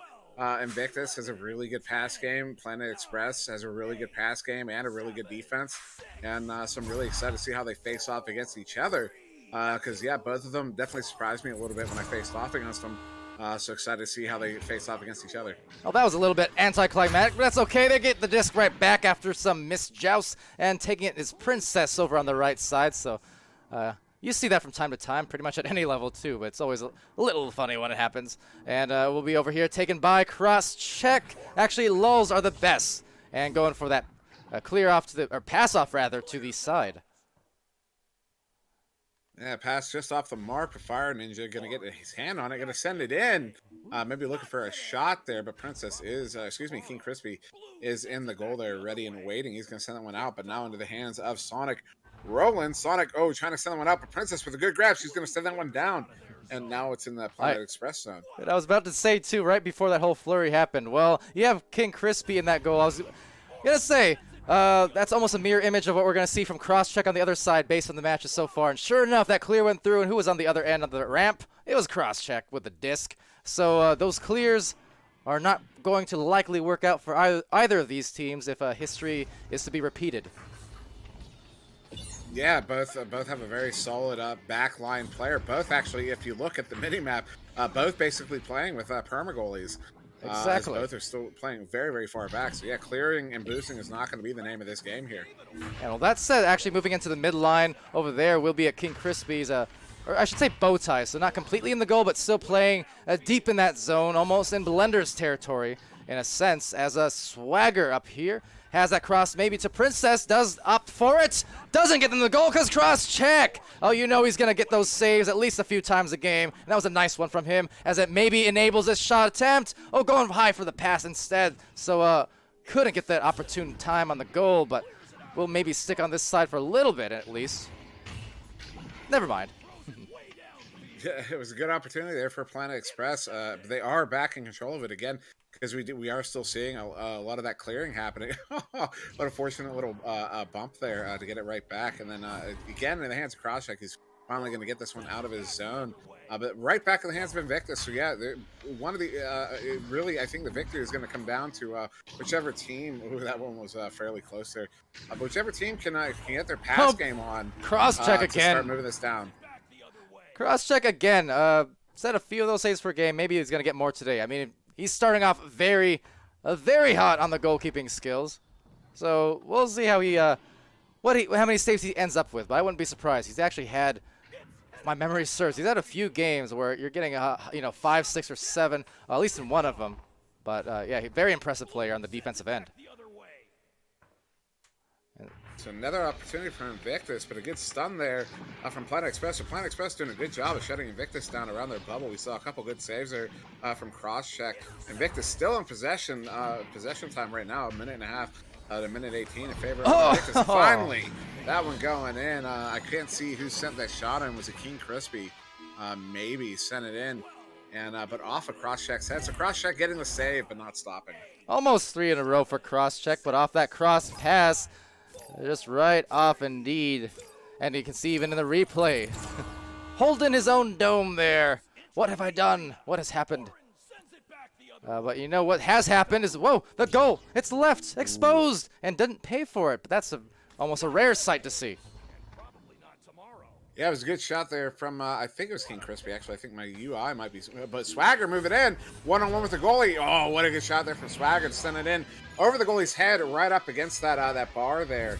Very close to dinging it, and puts it in good for the 2, and now Invictus up by 4 here. That's kind of what you have to do against talented goalies as well. Just try and paint those edges, get it away from their center of mass. I mean, sometimes it can pay off to also fake into their center of mass, but more often than not, if you can shoot it in a place where their hands are less likely to be able to reach in time, you'll find yourself the beneficiary of a lot of goals. We saw there, Crosscheck actually did get his hand in the right place. It's just it got it through nonetheless. It's not quick enough, but see right there, coming in from the corner, cross check again on another save. He is ridiculous. Ridiculous! Oh my goodness, what a head save there. Unbelievable from cross-check. I mean, looked purposeful as well, did it not? I mean, he dipped right below, so either way, cross-check is putting up some defensive numbers on the save and doing a number over here on Invictus, because here they are with a disc, but man, are they all kinds of distraught right now, trying to find a goal. And how do you do it against cross-check? Again and again and again and again, and a clear, and cross-check is on fire. Yeah, I don't know how many saves you got to make to stop the onslaught. Is maybe finally now a turnover. But yeah, Crosscheck just putting up the wall there, not letting any shot from Invictus's to go in. A couple dingers as well. And look at that. Planet Express is able to turn that one around and turn it into a goal very, very quickly once they got possession there, and now cutting that lead down to 2. And predicated on what? The defense from Crosscheck. Wit trying to be a smart wit, saying, I always say, if you just shoot where the goalie won't catch it, it'll go in. All right, I'll expand it. If you shoot beyond the wingspan. But yes. So Crosscheck, how many? Hold on, I must check on Crosscheck. 7 saves. What did I say? I say he's had these games where he's gotten 4, 5, or 5, 6, or 7 saves. Well, he's already up to 7, and we still have less than 4 minutes left. Crosscheck has gotten something going here that you don't see too often. That's a lot of saves for this amount of time being off the clock. Yeah, that's pretty substantial. I don't know if I've had 7 in a game, let alone 7 in a round at VRML. So yeah, hats off. Deserves some hype for sure. Swagger getting another grab there. I think that one was Lulz perhaps. Getting the rebound. Swagger, but going to be tightly contested. But look at that nice stun from Cyanide. Couple of stuns. Gets it right over the hands there. And you see, again, cross-check at the goal. I mean, he put his hands in the right spot, but just a second too late, because it was a little further out of the reach than he was used to getting. So good job by Swagger trying to paint any of these corners to make the reaction time just a little bit slower. And that's kind of what I was getting at earlier, and doing a nice job. Yeah, and also, I mean, that was an 18 meters a second shot at 5 meters out. That's unless your hand's already there, that's a pretty tough one to make a save off of. So Swagger getting a good 2 there, but that's why that 2-point line does exist, because yeah, those are hard to save when they're that close in. For sure. See if he can do it again. I can't. I'm so spent on the energy right now trying to get hyped. I can't even do anything but shake my head. Cross-check, another save. Cross-check, another save. Forget it, I'm hyped again. What is wrong with him? Nothing. I mean, that's ridiculous. Is that number 9, I think, at this point? What in the world has happened here? At this point, they're just going to need to go right on the dunks, because otherwise they are in a shooting funk. So Princess AG, assisted by Swagger, as the compliments very nice go out. But holy smokes, how often do you see that many saves in one round? He's up to 9, probably has more for that matter. But whatever the case, Crosscheck is definitely making a name for himself at the moment. Yeah, you don't do something like this and not get noticed. Crosscheck definitely got to be talked about in the weeks to come here for sure, especially after something like this. Now this might be a little bit tough, because there goes the stuns. He's going to try for the headbutt play, but I mean, it was ultimately the 3-on-1, so Cyanide converting on the goal. It's 10-2 for Invictus as we wind down the last 90 seconds of the first round. Yeah, this round 1 is firmly in the hands of Invictus here, as not technically out of time, but practically out of time here as we come out with 1:15 left. But the story of this game is not the scoreboard. It's at least the story of this round is Crosscheck getting 9. saves so far. I mean, that's ridiculous. Yeah, and not to take away from what Invictus is doing, because they are being persistent and starting to find their goals. Definitely getting more as this match goes on, and you know, they're by all accounts, as Laws of the Best goes for the shot there, brings it to 6-point differential. By all accounts, Invictus doing a great job, but it's not an everyday thing. You see a stat line like that in terms of the saves. So it really does bear mentioning for the moment, but Invictus still trying to be calm and collected and take out this first round in the last 30 seconds, and they should be good for that, in fact. Well, of course, you can't make 9 saves without there being 9 shots, and yeah, Invictus has not been slow on the shots in this round. I think they're up to 17 currently to 6 over Planet Express, and yeah, so Invictus doing a really having a really strong game here. Yeah, but Crosscheck is just playing out of his tune. Definitely the most impressive showing that from Crosscheck so far. He has had a few of those impressive ones, so I was expecting some saves. I just wasn't quite expecting that, but nonetheless, I think Invictus, as much as they've gotten caught off guard by the guard of Cross, they still squeezed in more than enough points here to win. Yeah, you can hear Princess. I don't know if you have the columns on, but Princess is giving Crosscheck all the props there, because yeah, Crosscheck. There's so many saves. Even when you're winning, when a goalie's that on fire, you're gonna get aggravated, because it starts making you question your own ability. Because like you start going, well, am I just not shooting well? Yeah, and or are they just on fire? And yeah, Crosscheck ultimately coming away with 10. Boy, 10 saves in one round there to Crosscheck, also pulling off a steal. Have we seen that before? Points to Swagger with 4, and then everybody else pulling 2 on the board there. But yeah, that was ridiculous. 13 total there for Planet Express in that first round. 10 of those Crosscheck.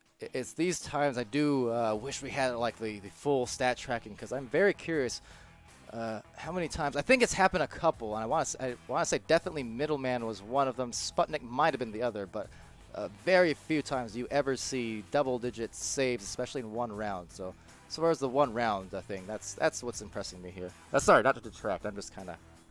You can read the rest of your stats, yeah, or try to. I mean, there's not a whole lot of other stats to go over. I mean, that was basically all your saves. You got 2 saves to King Crispy and 1 to Swagger. And yeah, possession time 4 minutes to 3:12 in favor of Invictus. Yeah, it's that was all Crosscheck. I mean, yeah. Invictus took the round, but that was Crosscheck's game. And Dollar Ranger in the chat saying much of the same as diving in for that. Looks like it'll be slapped out of there, but Dollar saying Crosscheck is a great goalie. Rocktor also coming in as these stuns go out, saying, I can say Crosscheck was saving shots from me, and I'm known for my 2-point placement. Yeah, I mean, Rocktor talking about top player in the world over in North America, well, and in the world for that matter. But look at Princess doing the only thing that can be done. Get that disc as close as possible, because anything that's coming out for more than a foot or 2 is not getting through that goal. Yeah, Princess coming in, stuffing it like a Thanksgiving turkey, putting that one in for the 2, and gonna get that first blood here in round 2, less than a minute in. Yeah, seeing Caption there also. I know he's coming back from his dinner there with a turkey, and absolutely trying to stuff that goal now is Fire Ninja. Not able to squeeze that one through, but gets the rebound here. Laws are the best, and Swagger contests it, clears it, grabs the immediate boost. That is everything, but the grab at the end was nice to that. And it'll go right back to the other side again. Seeing some more of that this back and forth here between these two teams. A lot of sending it up and down, but a good shot opportunity there from Lulz, who sends it in for the 3. And now Planet Express taking their first lead here in this game, up by 1. Yeah. I see Whit in the chat again. Are you disagreeing, sir? You've played with a man, and for that matter, he is technically on King, which by definition also makes him one of the best players in the world, no? But over here, we King Crispy with the launch out over to Invictus, or for Invictus. Princess in that midline, and all the defense playing up here right in the middle, piling up, but now spreading out and looking for some passing plays. So yeah, another clear there. It's going to bounce around on the floor, and it is going to find the hands of Planet Express again. Wall's going to get a grab. Cyanide trying to make something happen. Does find the hands of Princess. Princess going to turn that one around. Look over her options. Moving slow here. Good pass, cross pass there to Swagger. Swagger's going to go back to Princess. Princess going to come in. One-on-one gets goalie. She puts it into that top pocket there. Beautiful shot there from Princess. Beautiful placement. And that's good enough to retake the lead here. Invictus now up by 1-4-3. Yeah, good shot there. So still close game. I mean, we're ready for Planet Express, almost reaching that total score that they were able to in the first round. So they got to be happy with that and just see if you can keep building on that momentum. I mean, they're launching off here and getting into the right side, but again, that deep back liner, will it matter? No, because Swagger gets the goal, or denies the goal, I should say, but couldn't get the clear. Yeah, so bouncing around mid a little bit. Cyanide, ooh, good challenge there. Excuse me, from that stack. Stun comes out, but not in time. Princess going to back that one out to Swagger. Swagger's going to move in. Going to cross there to Cyanide. Cyanide up to Princess on the ceiling. But a good steal there from Sonic, who's going to send that one out. Maybe another reset here if it's going to get through. It does get through, but it is in the hands of Invictus, so maybe another reset. Good steal, good turnover. Holding on to it for a bit long there, unfortunately. So, well, much more fortunately for Planet Express. They could be on this offensive approach, but does get denied by Swagger again. So back-to-back, some defensive plays inside or around the bubble for Swagger. And I could say that Invictus having a little bit of trouble here making something happen on offense, because we're not talking a lot about a cross-check at the moment. Yeah. So that kind of tells you what a good job Planet Express is doing at the moment of mucking it up around mid. Right there again, you called it. This time Lulz are the best, and the reflexes being shown from Lulz there, which once more, I mean, we got the 20 plus in the chat as that one just dings off the post. But I've called out Lulz over the weeks for being super impressive when it comes to the midline defense. So he has some impeccable timing, and he gets a lot of those grabs and a lot of those steals quite frequently over these first few weeks. But nothing weak about that shot. As I said, you have to paint the corners to get it past a good goalie at times. And doing just that was Princess again. So Princess, at least for Invictus, doing a very good job to adjust, either walking it right into the goal or at the very least painting the corners. Yeah, it was perfectly placed shot there. I mean, from that angle in that spot, you can't throw that one in at any tighter of an angle. That was a beautiful shot there from Princess. So Lulz are the best with the pass just not received on that one. Unfortunately, Sonic coming in, trying to pop off, couldn't get it through. Yeah, so this one's going to bounce around some more, and I don't know if you're seeing a little bit, maybe some a little bit more lag here going on, but that is the internet in the age of the Corona. As Fire Ninja going to send this one up to the backboard there to Sonic Roland, who's going to send that one in for the 2. Not enough to take the lead yet again. Planet Express still down by 1, but only down by 1, and still about halfway through this round 2. Yeah, we could very well be seeing ourselves that third round, depending, but at the moment, Planet Express, they need to do this again and again. Keep going on the offense and working those passes, because, you know, as we've seen throughout the round, their defense is online. It's not just cross-check anymore. In the second round, it's been full credit to all of Planet Express, playing some good midline defense, taking the pressure off of cross-check. So there it is again. They're going to get that disc right back off a turnover and see if they can score, take a lead. Yeah, so Sonic Roland going to try to draw that defense out. He does. He sends a good pass in there. So Lulz are the best. Lulz now under pressure. Going to cross that one to Fire Ninja. Fire Ninja going to go back to Lulz, but gets done there from Princess, who's going to dump it down back into the Planet Express zone. And a cross-check is back, trying to make a play on it. But turnover there. Cyanide going to pass that one back out to Princess. Princess moves in. Oh, no. And another save there from cross-check as he sends that one back out to mid. Doing cross-check things. That said, the mistake on that one was just the fact that, unlike all the other drives in there by Princess, that was the one that she took from too far out on that one-on-one. Again here, that will not get it through more than likely. So now the defensive pressure, I think, got Invictus a little bit scrambled. Planet Express forcing some things, forcing the issue, and there's the shot. Soft as tissue off the backboard. It's a lead for Planet Express. Yeah, it looks like the goalie on Invictus got caught out in space, maybe missed a grab. Was trying to get back, but not in time, and that gives Planet Express the opportunity there. Law's putting it in for the 2, and now Planet Express with that lead again, up by 1 with 2:50 to go.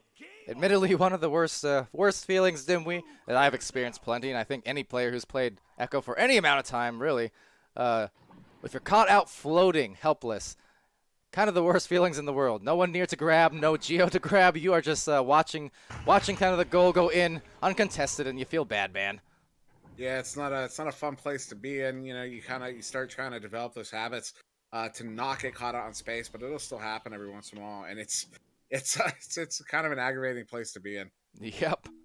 At the moment, though, getting the maybe off the wall here be Princess contesting Lulz. He's going to get there first, actually, so it just sends a clear immediately. The backliner there still kind of in the area, so they may very well get this back for Invictus, depending. But actually, that stack had just decided to go off to the further back line instead and let their secondary stack get there first. But there's cross-check. He's going to be firmly planted in the goal and getting the clear as well.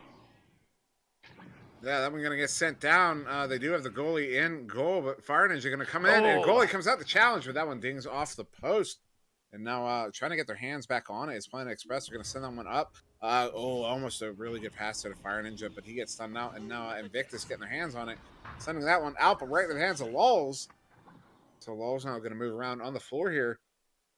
Maybe try to draw some of those defenders out and make some space, and he does.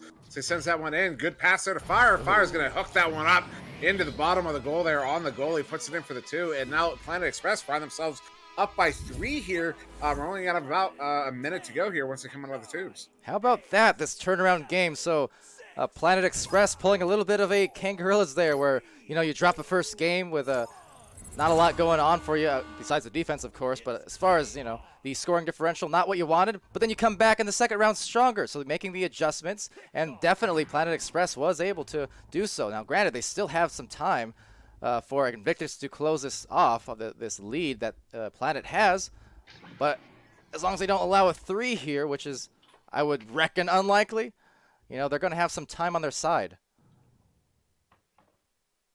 Yeah, and 30 seconds to go here. Cyanide setting that one up to Princess. Princess looking at coming in one-on-one with the goalie. Puts it in for the 2. But I don't know how much time is going to be left. It went in at 26, but yeah, they're going to have 7 seconds. I would think it would be 11. I swear there's something goofy with the timers. But yeah, that's 7 seconds here for Invictus if they want to make anything happen, or we're probably going to see a round 3. Yeah, we'll see. The fast stack will give them the opportunity just like that. Definitely don't want to speak too soon because we saw this happen yesterday. As a more good sportsmanship, still love it. But we saw this yesterday actually in that first match of North America, or second match I think of the night, where it was Galaxy versus Boosty Boys, and there was a very unfortunate thing where Boosty Boys had this a 1-point lead. They had someone drop out, but they didn't opt to go for the reset because they thought, oh, the time was on our side. We're fine. But a missed joust at the time actually got Galaxy the disc back and to win it at the buzzer in that first round, and they would actually go on to win the series in 3 rounds. So definitely, you gotta always keep focused, and pull off when you have a restart available, you take it if you drop a round, and again, just keeping the focus there, and not doubting the ability of teams to come back with some speed in those last-second goals, because it happens. It definitely does happen, and we almost saw that happen there. Planet Express opted for that cross pass off of that joust, and Invictus came down really, really quick. They saw it, and they tried to break off for it, but they didn't get the trajectory they were looking for, so the pass went off. They weren't able to intercept it, but very, very close to getting there. And so looking forward to a really contentious round 3 here between these two teams. I'm expecting it. I'm hoping for it. It's been head-to-head close, especially this second round. Very impressed with the adjustments that they made. But going into the third, let's see now if Invictus can come back through with some adjustments of their own, responding to that offensive flurry we saw in the second. Also seeing Hecken in the chat asking, what am I drinking? Just water at the moment. I finished my Dr. Pepper already a little while ago and haven't been able to get out of my seat to get some more, so thus, just water. Ugh. How dare you? But to the other side here, there's going to be a, I was going to say cross-check interception, but it actually took a bad bounce, so might be contentious possession time here with these teams kind of scrambling for the disc and piling up and now splitting off for another clear. But, I mean, there's King. He's just going to be awaiting in the goal just in case as his teammates recover the disc. So Invictus controlling this one here. A minute in, still a 0-0 game. Princess going to send that one through mid. It's going to bounce off that station block, so kind of come back towards mid, but right in the hands of Cyanide. But Fire Ninja is there, gets a stun. Disc is loose. Fire Ninja going to send that through, but not all the way. A Swagger gets a hand on it, but now another turnover here. Some good stuns going out, good disruptions. Cyanide going to send that one up to Princess. Princess coming in one-on-one with the goalie. She puts it in. Oh, and again, playing those corners there. She dings that one on the way in. Beautiful shot there from Princess. And that gives Invictus the round 3 lead here, up to 8.5 to go. Yeah, good shot. More often than not, Princess, when she's driving in there, she's been very conscious of that goalie by the name of Cross, as we all know full well now. But painting those corners very well. Fire Ninja just missing the grab, so it will enable actually Invictus to get the disc back. So maybe a missed opportunity, and there's going to be Princess again. Goal is going to be covered, but the stack there, 2 players for Invictus getting back into the front line. But just the same, there's a few players now for Planet Express cutting it off. That was a good read there from Walls, who sends that one out to that left tube. He saw they were looking for that cut pass, so he covers that lane and gets the grab on it. And now Sinai gets there first, but that stack almost be able to get in a play on that one. But now Invictus doing some really good job passing this one through mid as they get another opportunity here. Yeah, for Invictus going back up to the recovery, actually perfectly placed. Swagger happened to be in the right place for that one, got the grab, and the goal was had. It's a 4-0, a few minutes off the clock, 2.5. But yes, 4 on the board now, and Planet, how are they going to just see more of those passing plays? And I think they'll be fine. So Fire Ninja up high here, trying to meet the hands of Lulz Express, or Lulz Express, wow. Lulz are the best, but Lulz Express is, you can see why I went there. Will be on the other side. See, again, if you're going to clear it here, I mean, King Crispy, much like Crosscheck on the other side, just kind of staying right in that bubble until it's deep in the other side. Then they maybe approach the bow tie. But otherwise, if you send those clears, it's just going to be resulting in those intercepts and then another clear, basically. Yeah, when the other team's playing that deep defender like that, there is room to clear and boost there, but you have to be more selective with your clears and more accurate with them as well to keep them away from that backliner. Because otherwise, you're just turning it over. You're electing to turn it over on those clears. Yeah, so definitely in those kind of cases, much like I mentioned, how if you're diving on the goalie there, you want to try and paint the corners a lot of the time, get it out of their reach and their wingspan. But just the same, if you're going to go for those clears, it's also fine. But start painting the corners as well of that goal. There it is for Fire Ninja. Good shot. What I was going to go to was, if you get the clears, don't send it directly like on the ramps or just kind of with ferocity into the other side. Just do it like a lot of teams do, where you just hit the sidewalls a little bit. Go for the pockets, things like that, and then at least give your team a chance to stack into the disc on the other side. Yeah, there's a lot of things you can bounce off of. One of my favorites, one of the easiest is sending it off of the pyramids on either side, and it's either going to go into the trench on the floor or the trench on the ceiling. No matter how you place it, as long as you hit one of those through the tube, it always goes there. So that's one of your options there. If their goalie's playing really far back, you can always send it there. Your chains 9 times out of 10 is going to beat the goalie to that disc if the goalie comes up. Absolutely. Yeah, just exactly like you said. We see it from, in fact, Nova or Wireless Jacks, we see a lot of those kind of lead-ins when you get those clears into the other side or those long passes, but basically they lead their stack into the disc. We see that in Europe from a lot of teams, notably as that shot just missing. Actually might still go, but tapped out of there. That was very close. But in Europe, you see it a lot on Alpha Ducks. They have a very clever joust that they use too, where they definitely kind of lead their stack, into wherever that disc happens to be. Yeah, I clipped that one, and we were looking at that before we decided to split up. That was one we were thinking about emulating. Yeah, because on those kind of plays, right, you don't really, if you have a fast and precise stack that's really good with it sticking together, you don't even have to be necessarily the most precise or accurate on those clears, just because your stack can accommodate for it as well. So it's kind of a bonus. But on the passing play here, going to be contested. Cross-check diving into the goal, switching out now for Sonic. But up high on the just great delivery, and again, painting the top of the goal. That is the adjustment that Invictus has made, and that's why they're up by 3 now, because very few of these shots now are actually hitting anywhere near the center of mass for a cross-check. They're just corner to corner to corner every time. Yeah, we're not talking about cross-check a whole lot right now, and that's because Invictus aren't taking those shots like they were taking them in that round 1. They've definitely tightened up the discipline on those shots, and they're putting them in good now.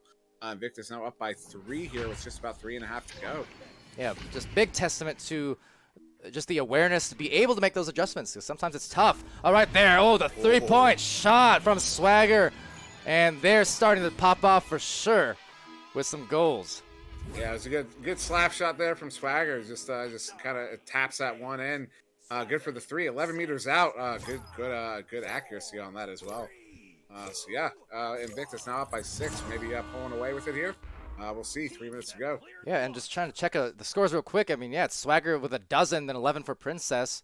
And that's minding the fact that we did have a reset, I believe, at some point, didn't we? Or am I thinking of the last game? Either or, though. No, that was the last game, not in this. Yeah, this has been a smooth game here. Yeah, well, there you go. But between the two of them, every time they're driving in goal, the reason why they have so many points is because, yeah, they've made the adjustments. So it's hard to do sometimes in the context of an intense 20 to 30-minute match between those rounds. But they've done it quite successfully. Yeah, they definitely have. As now 2.5 minutes, are still up by 6. Princess maybe giving her team another opportunity. She does lose it there on the defender, and a good stun there from Sonic, who's going to try to back that one out to the goalie, but it bounces a little wild. So it's going to be in the hands of Swagger. Swagger going to set it up there to Princess, and Princess going to put that one in on the backside of the goal. Good for the 2, and now Invictus up by 8. So, yeah, looking a lot now like that first round, minus the saves, granted, but just score-wise, Invictus definitely more efficient with these scores here to maybe possibly, with under 2 minutes left, come out with this win and end their week on a very, very good note. So we'll be taking Lulz. He's going to go up high here. Swagger, though, with the rebound and just sends the clear. Deep in the back of the line, you can even see now cross out of the goal, just knowing that their team has to play maybe more aggressively if they want a chance to come back. But time winding down, it's not going to be conducive to any kind of victory here at this point. So for Invictus, if they play good defense here, which they do, and if they control the disc, which they're trying to, they're going to be coming out with that win. Yeah, there's still time here. They 3 goals, about 45 seconds they have to make it happen. But it's not going to happen with that a steal like that. The Swagger now over to Cyanide. Cyanide going back to Swagger. Swagger moving in. Oh, and that chain coming in very, very quick there. Sonic going to get the steal. And trying to pass it across there to Fire Ninja. Just off the mark, but does find Lulz. Lulz going to send that one back out towards mid. Taking a couple bounces there, but Fire Ninja now moving in 55 seconds ago. Does have a defender on, so he goes for that cross pass to Lulz. Lulz under pressure himself, goes for that back pass. Oh, but it's just off the mark, going to bounce high and into the hands of Princess. Princess going to send that one out towards that left tube. Not quite out of the zone. And maybe, nope, it does get dumped down into the Planet Express zone. And with 36 seconds to go, I do believe we are out of mathematical time.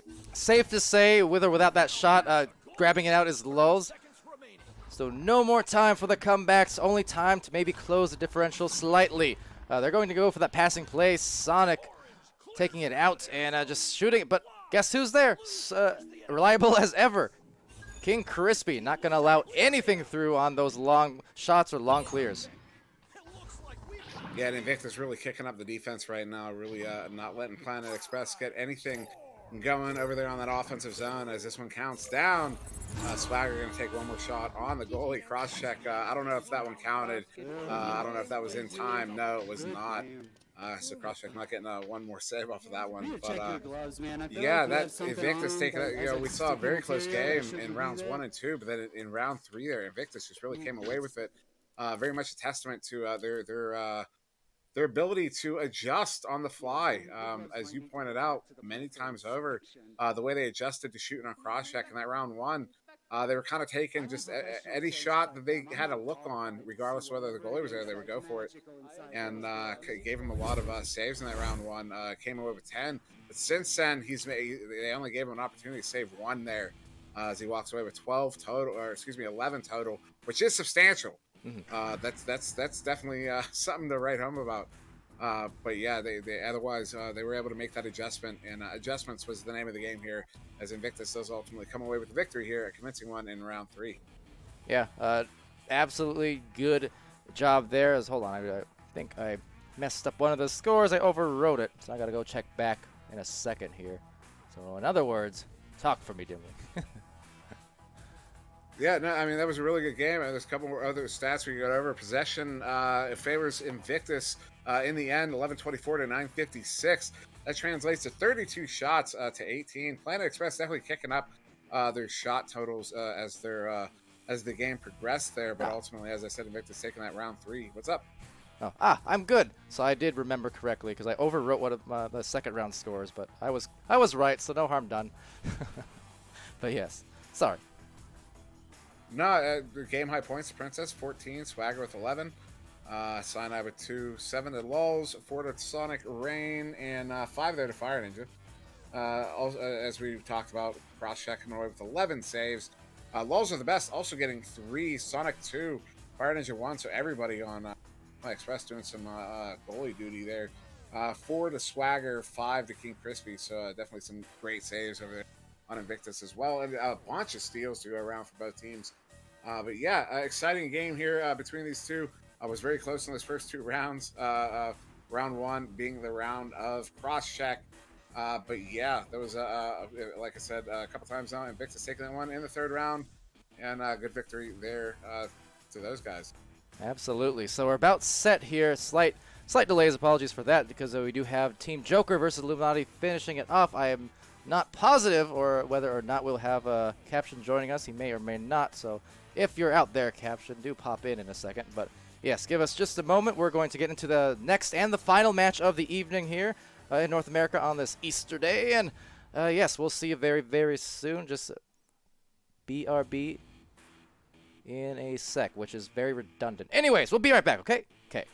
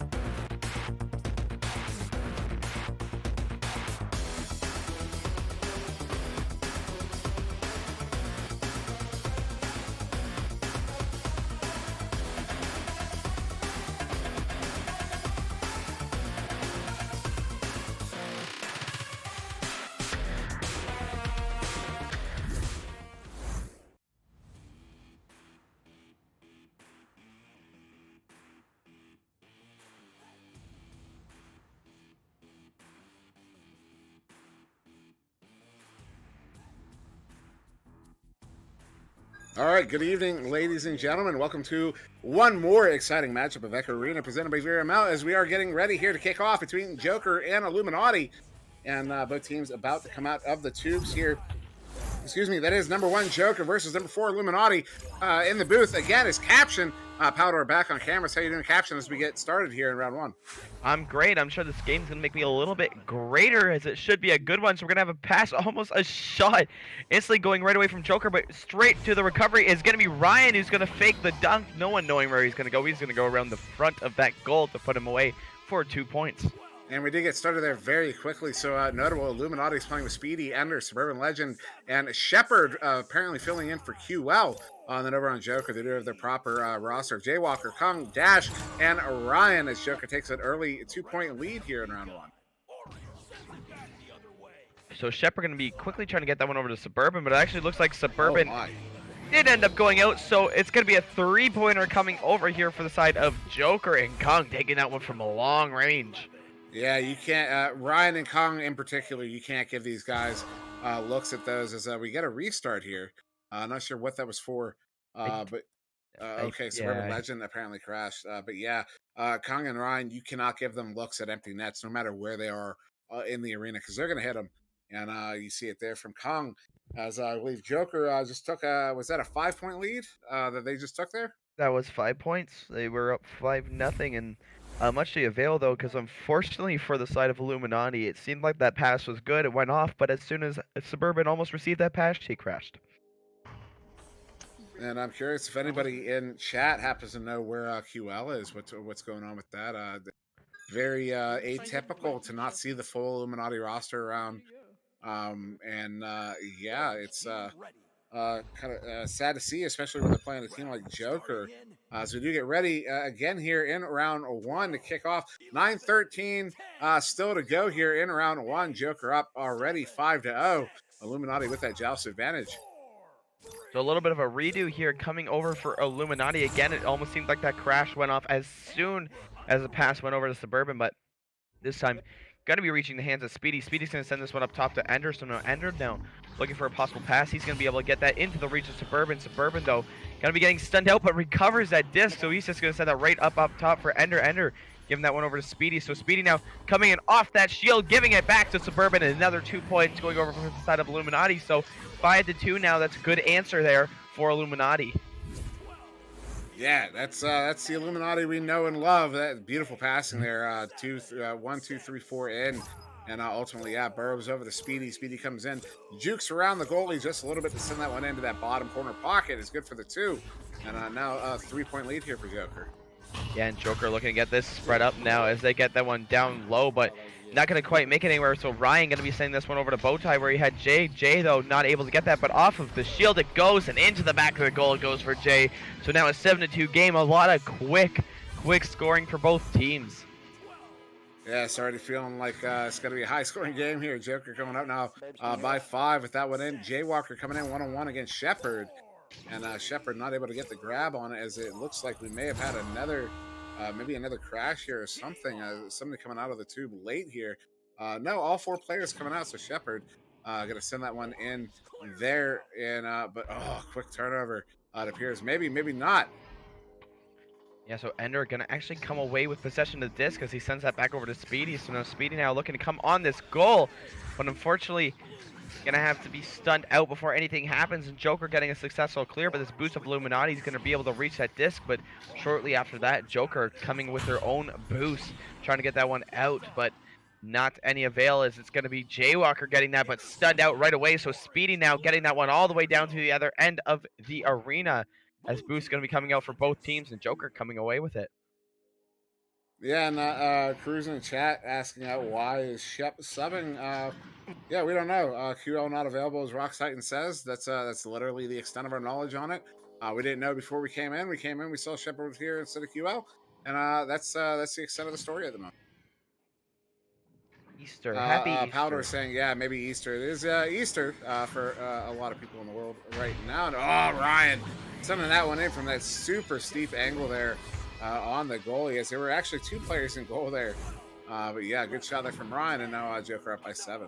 Yeah, so big point there coming from Ryan. Like you mentioned, that angle there he shot on, just the sharpest of angles you could possibly find behind that goal, but Ryan always there to hit those. So definitely a good 2 points, and not an atypical thing we see from Joker, and especially not something we haven't been seeing lately, as it's going to go in the hands of Ender. Ender going to take advantage of that open goal as he hits that off the backboard. Yeah, it was a great shot there from Ender, and everybody reacting to that one, but Ender sending that one on the empty goal off the backboard. Good for the 2, and now cutting that lead down to 4 here for Joker. Still 6 minutes to go, so a lot of time here for Illuminati to mount the comeback. Yeah, it's been kind of a strange game we've seen so far. Of course, most of the players laughing there just because that classic Chicago server lag that I know Ender's been getting a lot recently, and the crashes coming from Suburban. So maybe this continues, maybe not, but it's going to go into the way of Shepard as he moves this one over into Ender's hand. Ender, once again, looking at that goal wide open. Goalie did actually make it there in time, but not able to react. So Ender making this game 9-8 now, just a 1-point game. Yeah, very uncharacteristic there of Kong. Kong got back, but he overshot the goal, ends up on that backboard. Didn't get the grab on the block, as presumably he was trying to get the grab there. And yeah, it gives Ender the opportunity to send that one in. A very dangerous shot from Ender, but he takes it because he's Ender. And now Illuminati within 1 here halfway through round 1. Yeah, so Joker looking to come back here. Now it's going to be Kung sending them on up to the top to Ryan. Ryan going in and hitting the absolute bottom of that goal. What a great shot coming from Ryan. And actually, I believe, and I'm going to watch replay on this, but I believe that was behind the back. I think he scooped it around the back of him to send that one in to get it a little bit more space on that angle there. Yeah, it definitely came from the backside. Great shot there from Ryan. Great placement. Beautiful, beautiful goal. Back in the hands of Illuminati here. Now Speedy with possession, but Jaywalker taking that one quickly and releasing it quickly as he tries to get that shot, but Shepard in the right spot, but still going to get that slap, and Jaywalker all the way down to the bottom really fast. Going to try to send that one over to Ryan, but just missing out of his hands. So Ryan trying to challenge it, but it's going to go right into the hands of Dash. So Dash now sending that one over to Kung. Kung sending that one back over to Ryan. So Ryan looking to come down to do some more damage, but it's going to be pretty much stolen from Suburban, who was just waiting on that. Yeah, Burbs with the hands. That was a great grab from Burbs to stop that one from going in. And yeah, so now Burbs again going to send that one in there to Ender. Ender coming in on the goal. He does have a man back, sends it back to the player there. That is Shepard. Shepard coming in on the stun out goalie. Ender does stun that goalie out. And I do believe that was Kong playing goal there. And yeah, good for the 2. And now Illuminati again, only down by 1. Still not able to take that lead, but still 3.5 minutes to go here. Either team's round. Yeah, and what a great shot coming from Shepard off that shield, but a great pass as well as these teams going to be coming out. So now Dash giving that one all the way back down to Jaywalker. Jaywalker looking to spread the floor, but it's going to find an Illuminati player, but bounce is not going to go in their favor, so it's going to be over to Ryan. And Ryan trying to ship that back over to Jaywalker, but hitting that middle block, so it's going to be a reset all the way back over to Shepard, who's going to send it across to Speedy. Speedy now giving that right over to Ender. Ender once again looking like he maybe wanted to go for a shot, but shield going to be in his way, so it's going to be back over to Joker's side. Ryan getting that over in this boost from Kung. Going to be coming down right low, trying to go for that shot. So surprisingly, I don't think the goalies were ready for that one, but doesn't really matter because he missed the goal, so it's going to be back over to Illuminati. And Ender's going to try to back that one, send that one out, but right in the hands of Jaywalker. Jaywalker looked for a passer to Dash, but Burbs gets in the way of it, and he's going to send that one all the way back down to the Joker zone. Chains are out. Joker's there very quick. Jaywalker sending that one right back in, but right in the hands of Shepard. And so some ping-ponging going on here. And again, right back into the hands of Joker. Dash. He's going to send that one back towards the mid. Does get a pass there to Ryan. Ryan under pressure. Goes up there to Kong. Kong now, he gets stunned out. And another turnover. Suburban Legend now going to send this one back. 2.5 minutes to go here. This is going to be close. Another turnover. What's going to happen next? Yeah, back and forth coming from both these teams. Now looking to maybe get a little bit more passing as this pressure isn't too imperative here. Coming from the side of Illuminati as it seems like Stack is getting stopped. So it's going to be a pass back and forth, and around the goal goes Jaywalker. So making this a 3-point game, 13-10. You know what makes that so hard for a goalie is that any one of those players are liable to take any of those shots at any of those points, and instead they go for that 3 pass on the way in. Jaywalker ultimately putting in. That was a beautiful little sequence there from Joker. It was steez, but it was a very sneaky steez. So back over to the hands of Speedy. Speedy looking to get that one down. Is going to go to Suburban. Ender going off the backboard, but just missing, not getting that angle quite enough on that backboard. So it's going to be the hands of Kung. Kung now shipping that one over to Jaywalker. Jaywalker trying to get that over, but bounce isn't going to go their way. So back to Illuminati it goes, but Jaywalker getting a steal and maybe going for a bounce shot here, but not going to take the bounce he wants. And I don't know what happened there, but Joker not coming away with the disc there. So over to Illuminati it goes.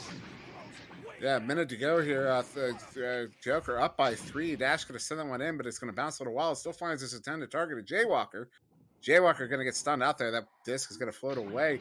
I believe that was Jay getting there first. Sends that one away, but nobody there to get a hand on it. So a bit of a race. And I didn't quite. It was that Speedy gets a slap on it, sends it all the way down on the Joker zone. And Andy just getting here saying he's confused. And Shepdog Millionaire. Now, you have as much information as we do. Shepard was here, City QL, and that's the story so far. So backing that one out, it's going to find the hands of Dash. Dash now trying to send that one over successfully into the hands of Ryan. Ryan getting that cross over to Jaywalker. Jaywalker jumping up and getting that one down. So a great shot coming from Jay, but a nice pass from Ryan to find him 15-10. And that right there is going to be the ice. Joker is going to take this round 1. There's only going to be 4 seconds to go here. Joker still could get a goal here, but not enough time for Illuminati to get any more points on the board here. As Joker could get down there quick enough, they opt to stay back a little bit. So it does end round 1 here. Joker over Illuminati 15-10. And well fought. A lot of back and forth between the two teams. Both playing a really strong defense, really strong, doing a really good job of disrupting the passing lanes and not letting either team do too much passing as we get a restart here at the end of the round. Moderately inconvenient as we did get the screenshots there, so we do have some stats to go over. Oh, that's right. There was that reset early on, I think like a minute in, and that makes sense. They did have to reset that time. Game high points. Excuse me. These are moderately inaccurate, but game high points currently a tie between Jaywalker and Ender, both with 6. Then 2 apiece, Shepard and Suburban, 4 there to Ryan. A bunch of assists across the board for a whole bunch of players. Suburban Legend with the most saves in the game at 2. 1 apiece to Ender, Jaywalker, Kong, and Ryan. And just 1 steal in the game, at least registered. And that one's Jaywalker. As now we're waiting for another countdown here. As they did opt to start on round 2 of 3 here. That was round 1 victory to Joker, 15-2.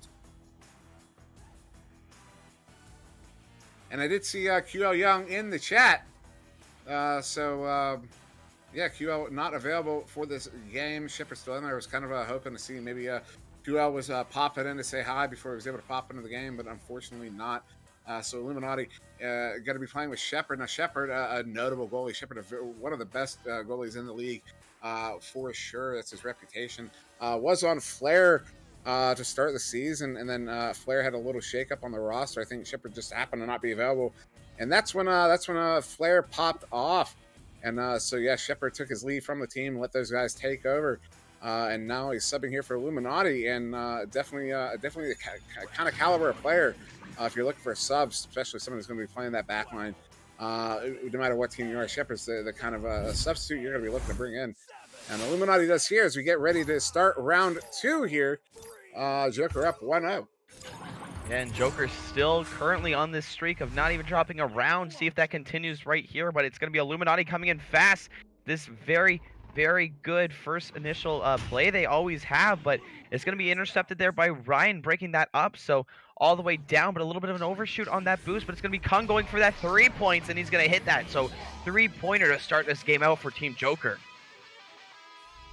And a good 3 there from Kung, and a good early lead there for Joker. Just 17 seconds in, they're able to take that early that draw that first blood. I'm forgetting all my phrases at the moment, but now Illuminati with an opportunity to answer back as they get possession here.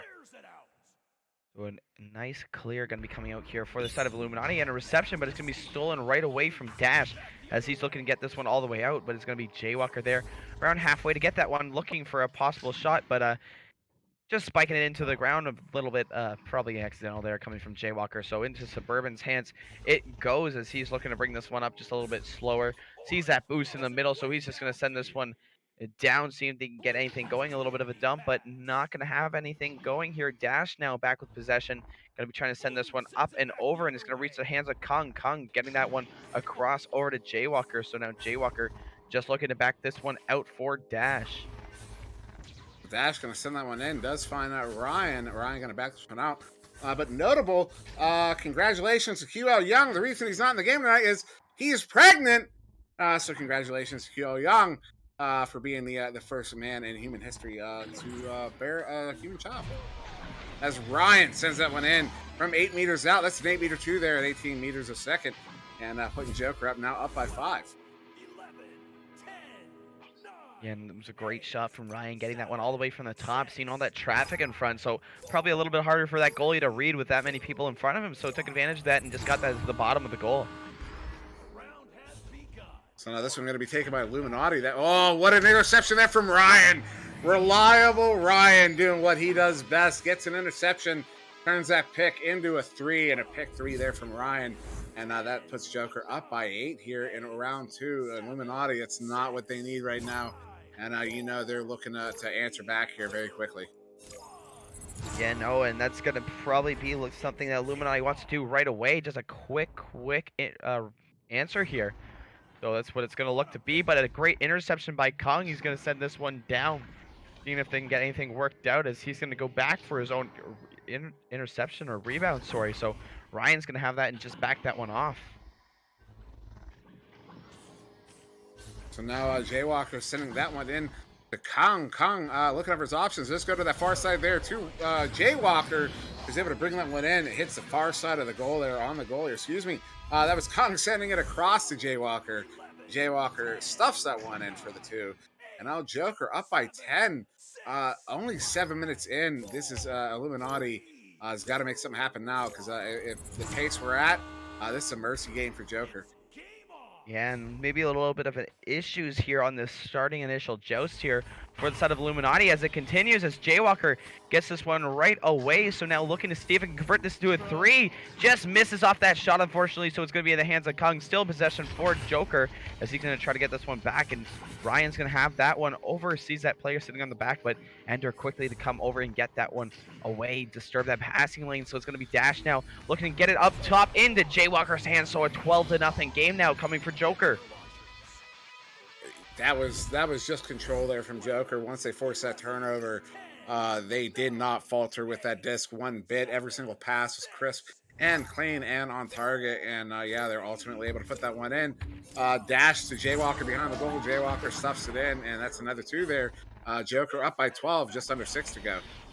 And this is the one thing we see, and I always like to say with Joker, they're one of the scarier teams for sure if they can get on these runs, and almost unstoppable seeming as Jaywalker gonna go for a dunk, just misses that and gets that rebound and shot, but Ender gonna be there to save that one away. As Suburban now looking deep for a shot, and he's just unfortunately gonna miss off the edge of the goal, so back into the hands of Joker it goes as they're gonna get this one cleared out, and it's gonna be a pass over to Dash, so now maybe something a little bit going, maybe get something deeper as it's going to go back in the hands of Jaywalker. Jay looking at an open goal, but dings it off the post.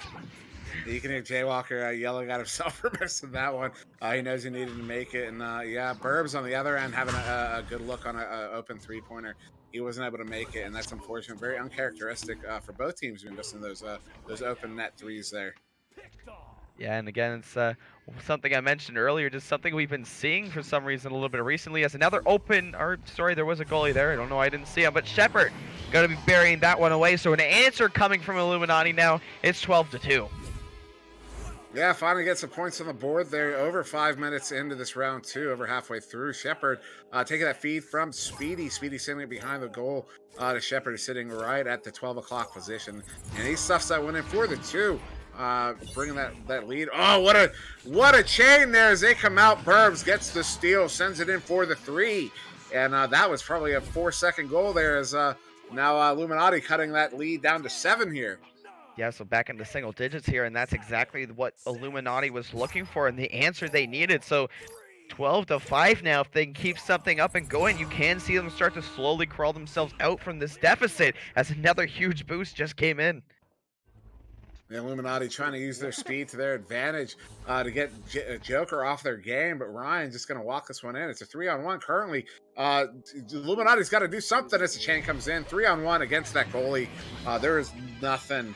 Was that Shepard probably? There's nothing he could do in that situation. Illuminati, they got spread out across mid there. There was no chain to come back and answer, and that gave Joker all the time they needed to get that train together and bring it in for the 2, and now Joker back again up by 9.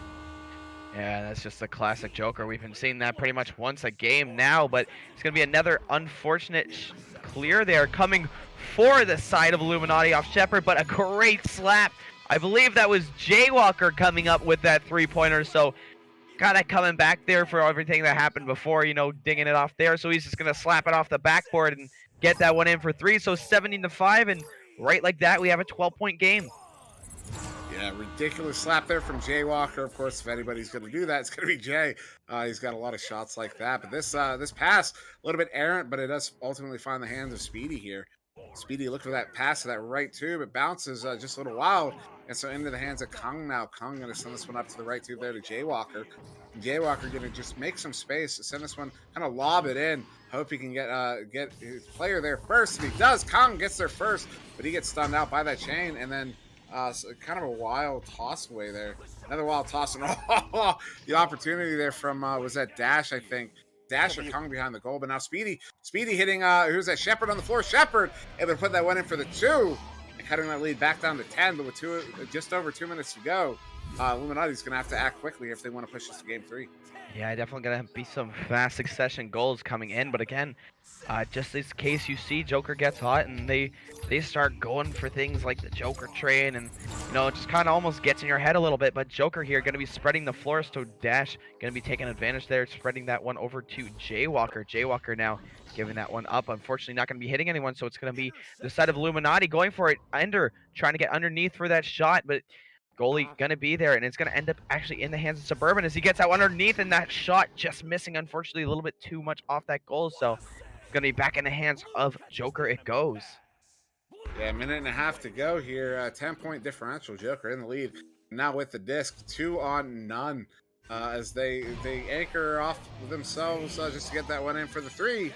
And now Joker up again by 13, and that's a 5-goal differential there, and I do believe we are out of mathematical time. This is going to be game 2 to Joker and round 2 to Joker and the game. Illuminati still going to come out here and try to get some points, so Shepard going to be taking this one, going to get that one over, but it's going to be intercepted by Ryan, who was hiding in the middle. So Ryan kind of baiting it a little bit and gets that 3 points going on as well. So now all of a sudden a 23-7 game. Yeah, it's Brian doing what Joker does. Gonna rub it in a little bit. Make sure that they won the game. Ryan gonna send that one in for the 3. Push that lead to 16 here for Joker. 35 seconds to go. Illuminati can't let off the gas because Joker's looking to get a mercy here. They're gonna try for it. Ryan's gonna send that one in. Good for another 3, and now they're up by 19. They're gonna have about 15 seconds. Illuminati got to make something. Definitely want to stop this mercy from happening for Joker here. Because Lord knows those heads don't need to grow any bigger. Yeah, and totally. And that's what the game turns into around this time. So it's going to be Illuminati looking to come out, but this stack from Joker going to be coming fast. So they're just going to go for a headbutt, which is what I was going to be expecting to happen there as they look to get something going. But Kung going to be sending that one all the way down. Looks like going to be denied of the mercy. So 26-7 we're going to see for this second game. And again, Joker continuing their streak of taking games 2-0. Yeah, it's that's a hard one, and you see Illuminati players dropping out there fairly quickly. Kind of in response to that, they're not feeling good after that one, and Joker's just I was saying it earlier in an earlier game, and Joker's they're too strong. It's not fair. It's infuriating. It gets to the point where you want to see them lose, but they don't. They just can't. They're not capable of it, except against Kang, but not recently. But a good game nonetheless. Round 1 much considerably closer. There was a reset there, but after that reset, game high points is going to Ryan. with 16 after the reset. Jaywalker with 7, Kong with 3. Kong also with 3 assists and 1 assist apiece. So Dash and Jaywalker. Also 2 saves to Jaywalker and 1 to Kong. Shepard with 4 points. Suburban Legend there with 3 in that round. 2 assists to Speedy. He's getting an assist on 2 of those goals. And then saves 1 apiece to Speedy, Ender, and Shepard. And then a steal there to Burbs. But yeah, it's Joker's just that team. They are that team that they're going to be the team to beat. If anybody else wants a chance at a championship in this season, Joker's going to be the team you're going to have to prove yourself against. And Kang is equally as strong. Kang is the only team that's been able to beat Joker so far in the season. They've won 2 out of the 3. It's really going to be down to, if you want a championship, you got to get by either Kang or Joker. And right now, it's looking like Joker is really the team to beat.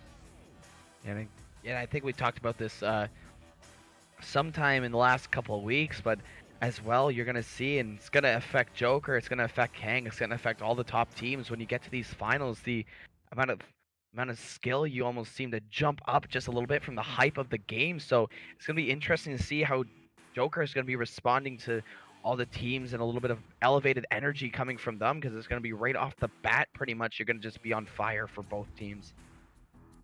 And yeah, this could have an effect on the placement. Joker is definitely going to get a little bit of a boost. Now, Illuminati was sitting at 1280. Flair was sitting just behind them in 5th place at 1270. This could be enough for Illuminati to fall below Flair down into 5th. Maybe not. And as we get closer and closer to that postseason, it's going to matter more and more who's ending up where and when and against who. Because, we're getting very close. Top 6 are going to get guaranteed into that final series. Then everybody else is going to be fighting for those 2 wildcard spots in that open qualifier. But that's still a couple weeks away, so we won't get too much into that. Otherwise a good game between these 2 teams. Definitely a very exciting game, regardless of the scoreboard, the total score there. And this was our last game of the night and of the week. There are no more, which is fairly atypical, but it being Easter, it does kind of make sense. And so it's only 7:40 here in the East Coast, 6:40 Central. That is going to be our last game on the night. No more to look forward to just yet, as we are going to be waiting for those matchups coming in tomorrow. And so I guess before we go, I'll just throw it out there that the Weekly Echo will be back tonight. We will be on right about 10, maybe starting a little bit early, as next week the format's going to be changing quite significantly, not completely, but it's going to be a big change next week as well. We're not going to be doing the Monday shows unless there are no games on Monday. If there are games on Monday, there's not going to be a Monday show anymore. So the Weekly Echo on Sunday is going to be the only show, and that one's changing a little bit. So tonight's going to be the last time we do that format. We should see the same guys here from Monday. We'll see. Actually, I haven't talked to them and confirmed yet. But no matter what, we'll be on tonight at 10. Comms will be open. There will be an invite to the Discord on the Twitch channel at twitch.tv/SirDimwi. And so anything else you'd like to say, Caption, before we get out of here? Oh, just everyone have a good Easter. Renegade. Yeah, all right.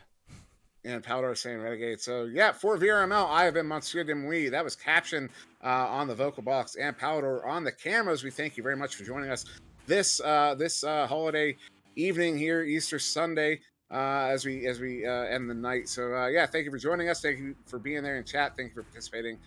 Thank you everybody for being here. Thank you for Palidore for doing the cameras. Thank you for Caption for doing the vocal box. And you'll have a good, safe, healthy evening. Wash your hands.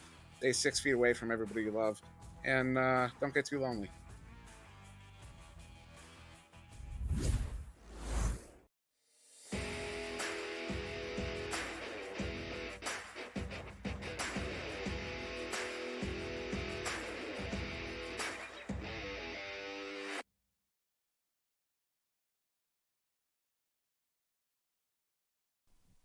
I'm lonely.